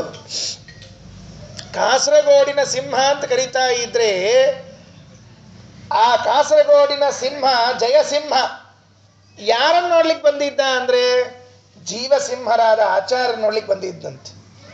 ಎಷ್ಟು ಚೆನ್ನಾಗಿದೆ ನೋಡ್ರಿ, ಮೂರು ಸಿಂಹ. ಕಬೇನಾಡಿನ ಸಿಂಹ ಜಯಸಿಂಹ ಆಚಾರ್ಯ ಸಿಂಹರನ್ನ ಕಾಣಲಿಕ್ಕೆ ಬಂದಿದ್ದಾನೆ. ಮದನೇಶ್ವರ ವಲ್ಲಭ ಪ್ರದೇಶೇ ಪ್ರಭುಮಾಯಾಂತಮಥಾಭ್ಯಪದ್ಯ ತದ್ರಾಕ್ ಜಯಸಿಂಹ ಇಮಂ ನೃಸಿಂಹವರ್ಯಃ ಶುಭಧೀ ಸ್ತಂಭ ವಿಶಿಷ್ಟ ಸಿಂಹರಾಮ. ಹೆಂಗ್ ಬಂದಿದ್ದ ಆಚಾರ ನೋಡ್ಲಿಕ್ಕೆ? ಅವನು ಏನ್ರ ಮತ್ತೆ ರಥದಾಗ ಕೂತ್ಕೊಂಡಿದ್ನೋ, ಕಾರ್ನ್ಯಾಗ ಕೂತಿದ್ನೋ, ಹೆಂಗ? ಯಾಕಂದ್ರೆ ಕೆಲವ್ರು ಇರ್ತಾರ್ರಿ, ಇವ್ ಪಾಪ ಆಚಾರು ಸ್ವಾಮಿ ನಡ್ಕೋತ ಹೊಂಟಿರ್ತಾರ, ಅವ ಕಾರ್ನ್ಯಾಗ ಹೊಂಟಿರ್ತಾನೆ ಬಾಜುಕ. ಆಚಾರ ಸೊಕೇಶ್ ಬರ್ರಿ ಅಂತ ಹೇಳ್ಬಿಡ್ತಾನೆ. ಇವ್ ಗಾಡಿ ಮೇಲೆ ಭರತ್ ಹೋಗ್ಬಿಡೋದು, ಕಾರ್ನ್ಯಾಗ ಹೋಗ್ಬಿಡೋದು. ಆಚಾರ ಸ್ವಾಮಿಗಳು ಬರ್ತೀವಿ, ಬರ್ರಿ ಬರ್ರಿ ಸೊಕೇಶ್ ಬರ್ರಿ, ಮುಂದೆ ಬಿಡೋದು ಅಷ್ಟೇ. ಹಂಗ ಮಾಡಿದ್ನೇನು? ಇಲ್ಲ. ಅವತೀರ್ಯ ಪುರೈವ ವಾಹನಾತ್ ಸ್ವಾತ್ ಅಪಿ ಮಾರ್ಗಾದಪಸಾರ್ಯ ಸೈನಿಕಾನ್ ಸಹ ಕೈಶ್ಚನ ಭೂಸುರೈರವಾಪ್ತಃ ತ್ರಿಜಗತ್ ಪೂಜ್ಯ ಪದಾಂತಿಕೇನ ನಾಮ. ಬಂದ್ರು ಆಚಾರ ಸರಿಯಾಗಿ ಬಂದಾಗ ಇವನು ಮೊದಲೇ ಪುರೈವ ವಾಹನಾದವತೀರ್ಯ, ಆಚಾರ ಬಂದ ಮೇಲೆ ರಥದಿಂದ ಇಳಿಲಿಲ್ಲ, ಬರುವಕ್ಕಿಂತ ಮೊದಲೇ ರಥದಿಂದ ಕೆಳಗಿಳಿದು ಅಪಸಾರ್ಯ ಸೈನಿಕಾನ್ ಮಾರ್ಗಾತ್, ತಮ್ಮ ಸೈನಿಕರನ್ನೆಲ್ಲ ದಾರಿ ಬಿಡಿಸಿ, ದಾರಿ ಬಿಟ್ಟು ನಿಂತ್ಕೊಳ್ರಿ ಗುರುಗಳು ಬರ್ತಾರೆ ಅಂತ ಹೇಳಿ, ಸೈನಿಕರೇನು ಇವರ ಸುತ್ತಲೂ ಅಂಗರಕ್ಷಕರಾಗಿ ನಿಂತಿದ್ರು ಅವರನ್ನ ಸೈಡಿಗೆ ಪಕ್ಕದಲ್ಲಿ ಸರಿಸಿ ಮಧ್ಯದಲ್ಲಿ ಜಾಗ ಮಾಡಿಕೊಂಡಿದ್ದಂತೆ. ಆಚಾರ್ಯರು ಬರೋದನ್ನು ನೋಡಿ ಎಡಕ್ಕೆ ಬಲಕ್ಕೆ ಜನ ಗುಂಪು ಗುಂಪಾಗಿ ಸೈನಿಕರು ನಿಂತ್ಕೊಂಡಿದ್ರೆ ಅಲ್ಲಿ ನಿಂತಿರುವ ಜಯಸಿಂಹರಾಜ ಬರ್ತಾ ಇದ್ದಾನಂತೆ ಆಚಾರ್ಯನ ಎದುರು ಮಾಡಿಕೊಳ್ಳಿಕ್ಕೆ. ತಾನು ಬನ್ನ ಅಂತ ಕೇಳಿದ್ರೆ ಮುಂದೆ ಕೆಲವು ಬ್ರಾಹ್ಮಣರನ್ನು ಕರ್ಕೊಂಡು ಬಂದಿದ್ದಂತೆ. ಸಹ ಕೈಶ್ಚನ ಭೂಸುರೈರವಾಪ್ತಃ ತ್ರಿಜಗತ್ ಪೂಜ್ಯ ಪದಾಂತಿಕೇನ ನಾಮ. ಕೆಲವು ಬ್ರಾಹ್ಮಣರನ್ನ ಮುಂದೆ ಕರ್ಕೊಂಡು ಮೇಲೆ ಹೊತ್ತುಕೊಂಡಿರುವುದನ್ನು ತೆಗೆದು ಟೊಂಕಕ್ಕೆ ಕಟ್ಟಿ, ಎಷ್ಟು ವಿನೀತರೇ! ಆಚಾರ್ಯರ ಕೃಪೆಗೆ ಪಾತ್ರನಾಗಬೇಕಾಗಿರುವಂತಹ ಜಯಸಿಂಹ ಅಂದರೆ ಯಾವುದೋ ದೊಡ್ಡ ಸಜ್ಜೀವಿನೇ ಇರಬೇಕದು. ಮೇಲೆ ಹೊತ್ತುಕೊಂಡದ್ದನ್ನು ತೆಗೆದು ಸೊಂಟಕ್ಕೆ ಕಟ್ಟಿಕೊಂಡು ಎರಡೂ ಕೈಗಳನ್ನು ಜೋಡಿಸಿ ಆಚಾರ್ಯರ ಮುಂದೆ ನಡೀತಾ ಬರ್ತಾ ಇದ್ದಾನಂತೆ. ಬ್ರಾಹ್ಮಣರನ್ನು ಮುಂದಿಟ್ಟುಕೊಂಡು ತಾನು ಹಿಂದಿದ್ದುಕೊಂಡು ಬರ್ತಾ ಇದ್ದಂತೆ. ಸ್ವಾಮಿಗಳ ಕಡೆ ಹೋಗುವಾಗ ಹಿಂಗೆ ಹೋಗ್ಬೇಕಂತ. ಈ ಊರಲ್ಲಿ ಸತ್ಯಧ್ಯಾನ ತೀರ್ಥರು ಬಂದಿದ್ರು ಹಿಂದಕ್ಕೆ, ತುಂಬ ಹಿಂದಕ್ಕೆ. ಸತ್ಯಧ್ಯಾನ ತೀರ್ಥರು ಬಂದಾಗ ಈ ಊರಿನ ಗೃಹಸ್ಥರು ಎಲ್ಲ ಶ್ರೀಮಂತರು, ಒಳ್ಳೆ ಕಮಲಾಪುರ ಅಂತ ಹೇಳಿ ಊರಿನಲ್ಲಿ ಭಾಳ ಹಿಂದಿನಲ್ಲಿ ದೊಡ್ಡ ದೊಡ್ಡ ಶ್ರೀಮಂತರ ಮಂದಿ ಎಲ್ಲ ಇದ್ರು. ಅವರೆಲ್ಲ ಸ್ವಾಮಿಗಳು ಭೇಟಿ ಆಗ್ಲಿಕ್ಕೆ ಹೋಗಬೇಕು ಅಂತ ಹೇಳಿ ತಾವೇ ಒಂದು 10 ಶ್ರೀಮಂತರು ಬಡ ಬಡ ಬಡ ಬಡ ಹೋಗಿ ಸ್ವಾಮಿಗಳು ಭೇಟಿ ಆಗೋಣ ಅಂತ ಹೋಗ್ಬಿಟ್ರು. ಸ್ವಾಮಿಗಳು ಯಾರ ಮನೇಲಿ ಇಳ್ಕೊಂಡಿದ್ರಲ್ಲ ಅಲ್ಲಿ ಒಳಗಿದ್ರು. ದಿವಾನರು ಹೋಗಿ ಹೇಳಿದ್ರಂತ, ಸ್ವಾಮಿ ಮತ್ತೆ ಊರಿನ ಸದ್ಗೃಹಸ್ಥರು, ಧನಿಕ ಗೃಹಸ್ಥರು ಭೇಟಿ ಆಗ್ಲಿಕ್ಕೆ ಬಂದಿದ್ದಾರೆ ಅಂತ ಕೇಳಿದ್ರೆ ಸ್ವಾಮಿಗಳು ಮೆಲ್ಲ ಹಿಂಗೆ ಕಿಟಕಿಯೊಳಗೆ ನೋಡಿದ್ರಂತೆ. ಸತ್ಯಧ್ಯಾನ ತೀರ್ಥರು ನೋಡಿದಾಗ ಸ್ವಾಮಿಗಳು ಮಲ್ಕೊಂಡಾರ ಅಂತ ಹೇಳಿ ಕಳಿಸ್ಬಿಡು ಅಂತ ಹೇಳ್ಬಿಟ್ರಂತೆ. ಗಾಬರಿ ಆಗ್ತೀವ್ರಿ.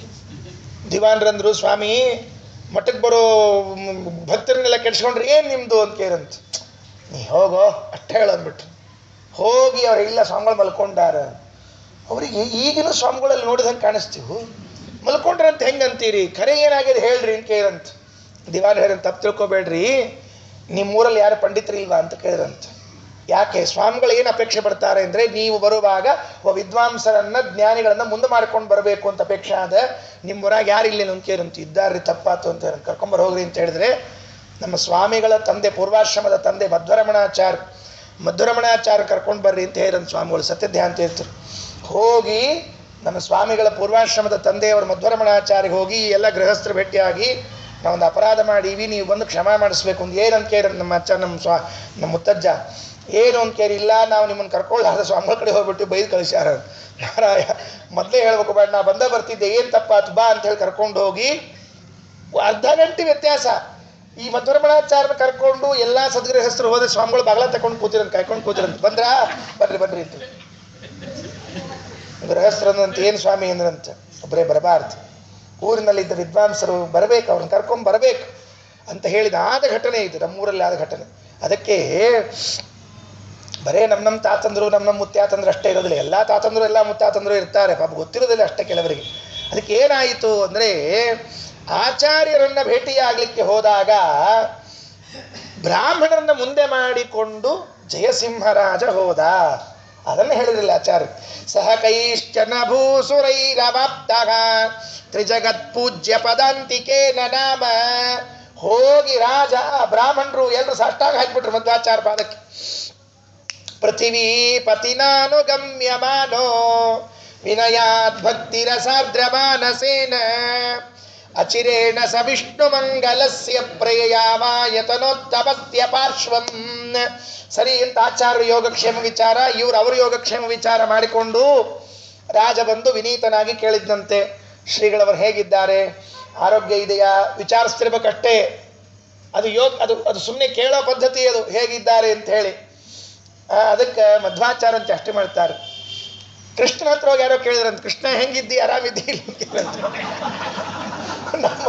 ನಮ್ಮಲ್ಲಿ ಇಂತಿದ್ದ ಶಳೆ ಇರ್ತಾರೆ, ಹೇಳ್ತೀರಿ ಕೃಷ್ಣ ಹೆಂಗಿದ್ದಿ ಆರಾಮಿದ್ದಿಲ್ಲೋ, ಕೃಷ್ಣ ಅಲ್ಲೋ ನಾ ಇದ್ದೀನಂತೀಯಲ್ಲ, ಇದ್ದೀರೋ ನನ್ನ ಆರಾಮಿದ್ದೀನಿ ಕೇಳ್ತೀಯಲ್ಲ. ಡಾಕ್ಟರ್ ಹತ್ರ ಹೋಗಿ ಕೇಳಿರಂತ ಯಾರೋ ಒಬ್ಬರು ಪೇಷಂಟ್, ಇವ ತೋರಿಸ್ಲಿಕ್ಕೆ ಹೋಗ್ಯಾನ ಡಾಕ್ಟರ್ ಕಡೆಗೆ.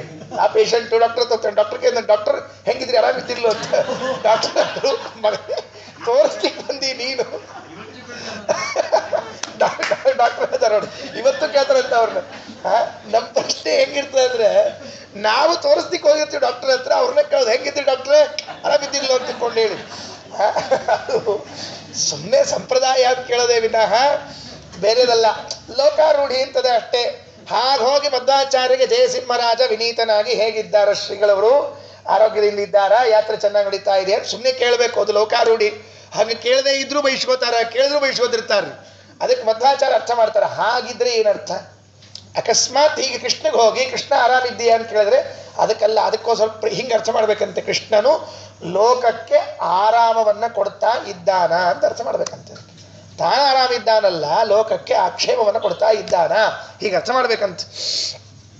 ಹೋದರು ಅವರು ಆಚಾರ್ಯರು, ಅವರು ಹೇಳಿ ಇವರು ಹೇಳಿ ಎಲ್ಲ ಮುಗಿಸಿ ಮುಂದೆ ಹೊರಟು, ಮೆರವಣಿಗೆ ಹೊರಟು. ಬ್ಯಾಂಡು ಬಾಜಾ ಬಾರಂದು ಎಲ್ಲ ಆನೆ ಒಂಟೆಕು ಎಲ್ಲ ಮುಂದೆ ಅವ್ರನ್ನ ಕರ್ಕೊಂಡು ವಿಷ್ಣುಮಂಗಲ ದೇವಾಲಯಕ್ಕೆ ಹೋಗೋದು. ಶೋಭಾಯಾತ್ರೆ ಅಂತ ಇರ್ತದೆ ನೋಡ್ರಿ, ಸ್ವಾಮಿಗಳು ಪುರಪ್ರವೇಶ ಅಂತ ಇರ್ತದೆ, ಊರಿಗೆ ಬಂದ ಕೂಡಲೇ ಸ್ವಾಮಿಗಳನ್ನ ವೈಭವದಿಂದ ಕರ್ಕೊಂಡ್ಬರ್ಬೇಕು ಅಂತ ಹೇಳಿ. ಹಾಗೆ ಮಧ್ವಾಚಾರ್ಯರನ್ನ ಆ ವಿಷ್ಣುಮಂಗಲ ದೇವಾಲಯಕ್ಕೆ, ಕಾಸರಗೋಡಿನ ಬಳಿ ಇರುವಂತಹ ವಿಷ್ಣುಮಂಗಲ ದೇವಾಲಯಕ್ಕೆ ಕರ್ಕೊಂಡು ಹೋಗ್ತಾ ಇದ್ರೆ, ವಿನಯಾತ್ ಭಕ್ತಿ ರಸಾರ್ದ್ರ ಮಾನಸೇನ. ಆಚಾರ್ಯರು ಮುಂದೆ ಇದ್ರೆ ಹಿಂದೆ ಇವರು ನಿಂತಿದ್ದಂತ. ಯಾರು ಹಿಂದೆ ನಿಂತಿದ್ದು? ಜಯಸಿಂಹರಾಜ. ಹೆಂಗಿದ್ದ ಅಂತ ಕೇಳಿದ್ರೆ ಎರಡೂ ಕೈಗಳನ್ನು ಮುಗಿಸ್ಕೊಂಡು ಬರ್ತಿದ್ದಂತೆ. ಎಷ್ಟು ವಿನಯ, ಎಂತಹ ಅದ್ಭುತವಾದ ವಿನಯ ಅದು. ಪ್ರಯಾವಾಯತನೋತ್ತಮಸ್ಯ ಪಾರ್ಶ್ವಂ. ಬರ್ತಾ ಇದ್ದಾರೆ, ಹತ್ರ ಬರ್ತಾ ಇದ್ದಾರೆ. ಈ ಎಡಕ್ಕ ಬಲಕ್ಕ ಜನ ಬಂದಿದ್ರಂತ. ಎದಕ್ಕೆ ಬಂದಿದ್ರು ಅಂದರೆ, ನಮ್ಮೂರಿಗೆ ರಾಜ ಬರ್ಲಿಕ್ಕೆ ತರ ನೋಡೋಣ ಅಂತ ಬಂದಿದ್ರಂತ ಮೊದಲು. ಆಮೇಲೆ ಚೇಂಜ್ ಆಗಿಬಿಡ್ತಂತ ಅವ್ರದ್ದು ಪರಿಸ್ಥಿತಿ. ಎದಕ್ಕೆ ಬಂದಿದ್ರು ಮೊದಲು ಅವರು? ನರದೇವ ದಿದೃಕ್ಷಯ ಸಮೇತಾಗ ಉಭಯ ಗ್ರಾಮ ಜನ ಪರೇಚ ಉಪಯಾಂತ ಮನಂತ ಮಾನಸಂ ತಂ ಮುಹುರೈಕ್ಷಂತ ಕುತೂಹಲಾಬ್ಧಿಮಗ್ನ. ನಮ್ಮೂರಿನ ರಾಜ ಜಯಸಿಂಹರಾಜ ಹೇಗಿದ್ದಾನೆ ಅಂತ ಹೇಳಿ, ಎಡಕ್ಕೆ ಬಲಕ್ಕೆ ಇರುವಂತಹದ್ದು ಕುಡೆ ಪಾಡಿಲ್ ಅಂತ ಎರಡು ಊರುಗಳಂತೆ. ಕುಡಿ ಪಾಡಿಲ್ ಅನ್ನುವಂತಹ ಎರಡು ಊರಿನ ಜನ ಸೇರಿಬಿಟ್ಟಿದ್ದಾರೆ. ಗುಂಪು ಗದ್ದಲ. ಆ ಗದ್ದಲದ ಮಧ್ಯದಲ್ಲಿ ಪಾಪ ಜಯಸಿಂಹರಾಜನ್ ನೋಡ್ಬೇಕು ಅಂದ್ರೆ ಆಮೇಲೆ ಕಾಣಿಸ್ತಾನ್ರಿ ಗುಂಪಿನಾಗ.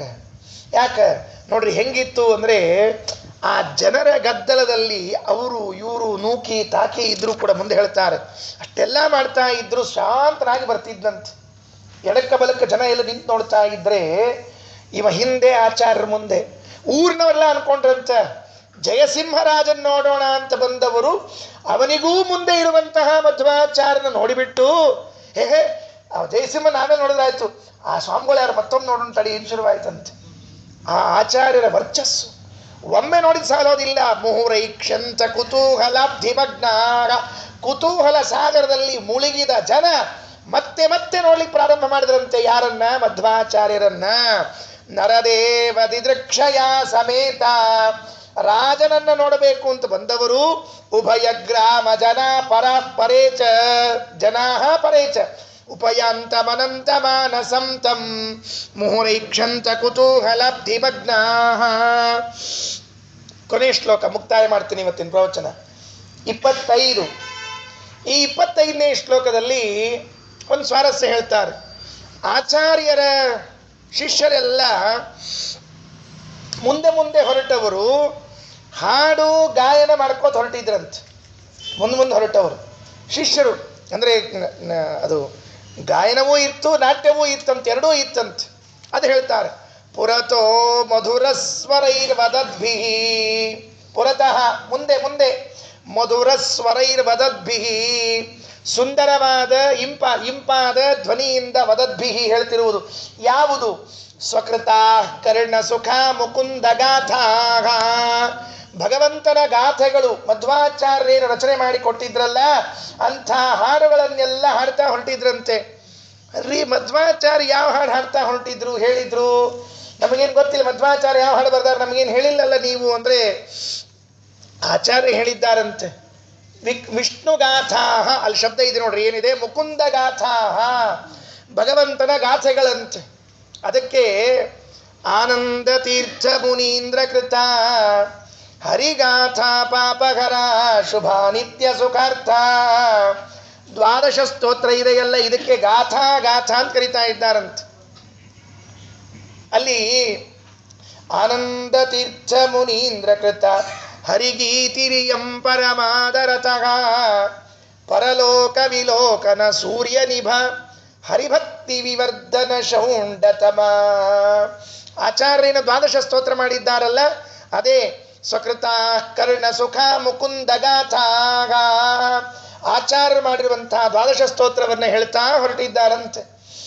ನಾರಾಯಣ ಮಲ ಕಾರಣ ವಂದೇ ಕಾರಣ ಕಾರಣ ಪೂರ್ಣವರೇಣ್ಯ ಮಾಧವ ಮಾಧವ ಸಾಧಕ ವಂದೇ ಬಾಧಕ ಬೋಧಕ ಶುದ್ಧ ಸಮಾಧೆ ಗೋವಿಂದ ಗೋವಿಂದ ಪುರಂದರ ವಂದೇ ಸ್ಕಂದ ಸುನಂದನ ವಂದಿತ ಪಾದ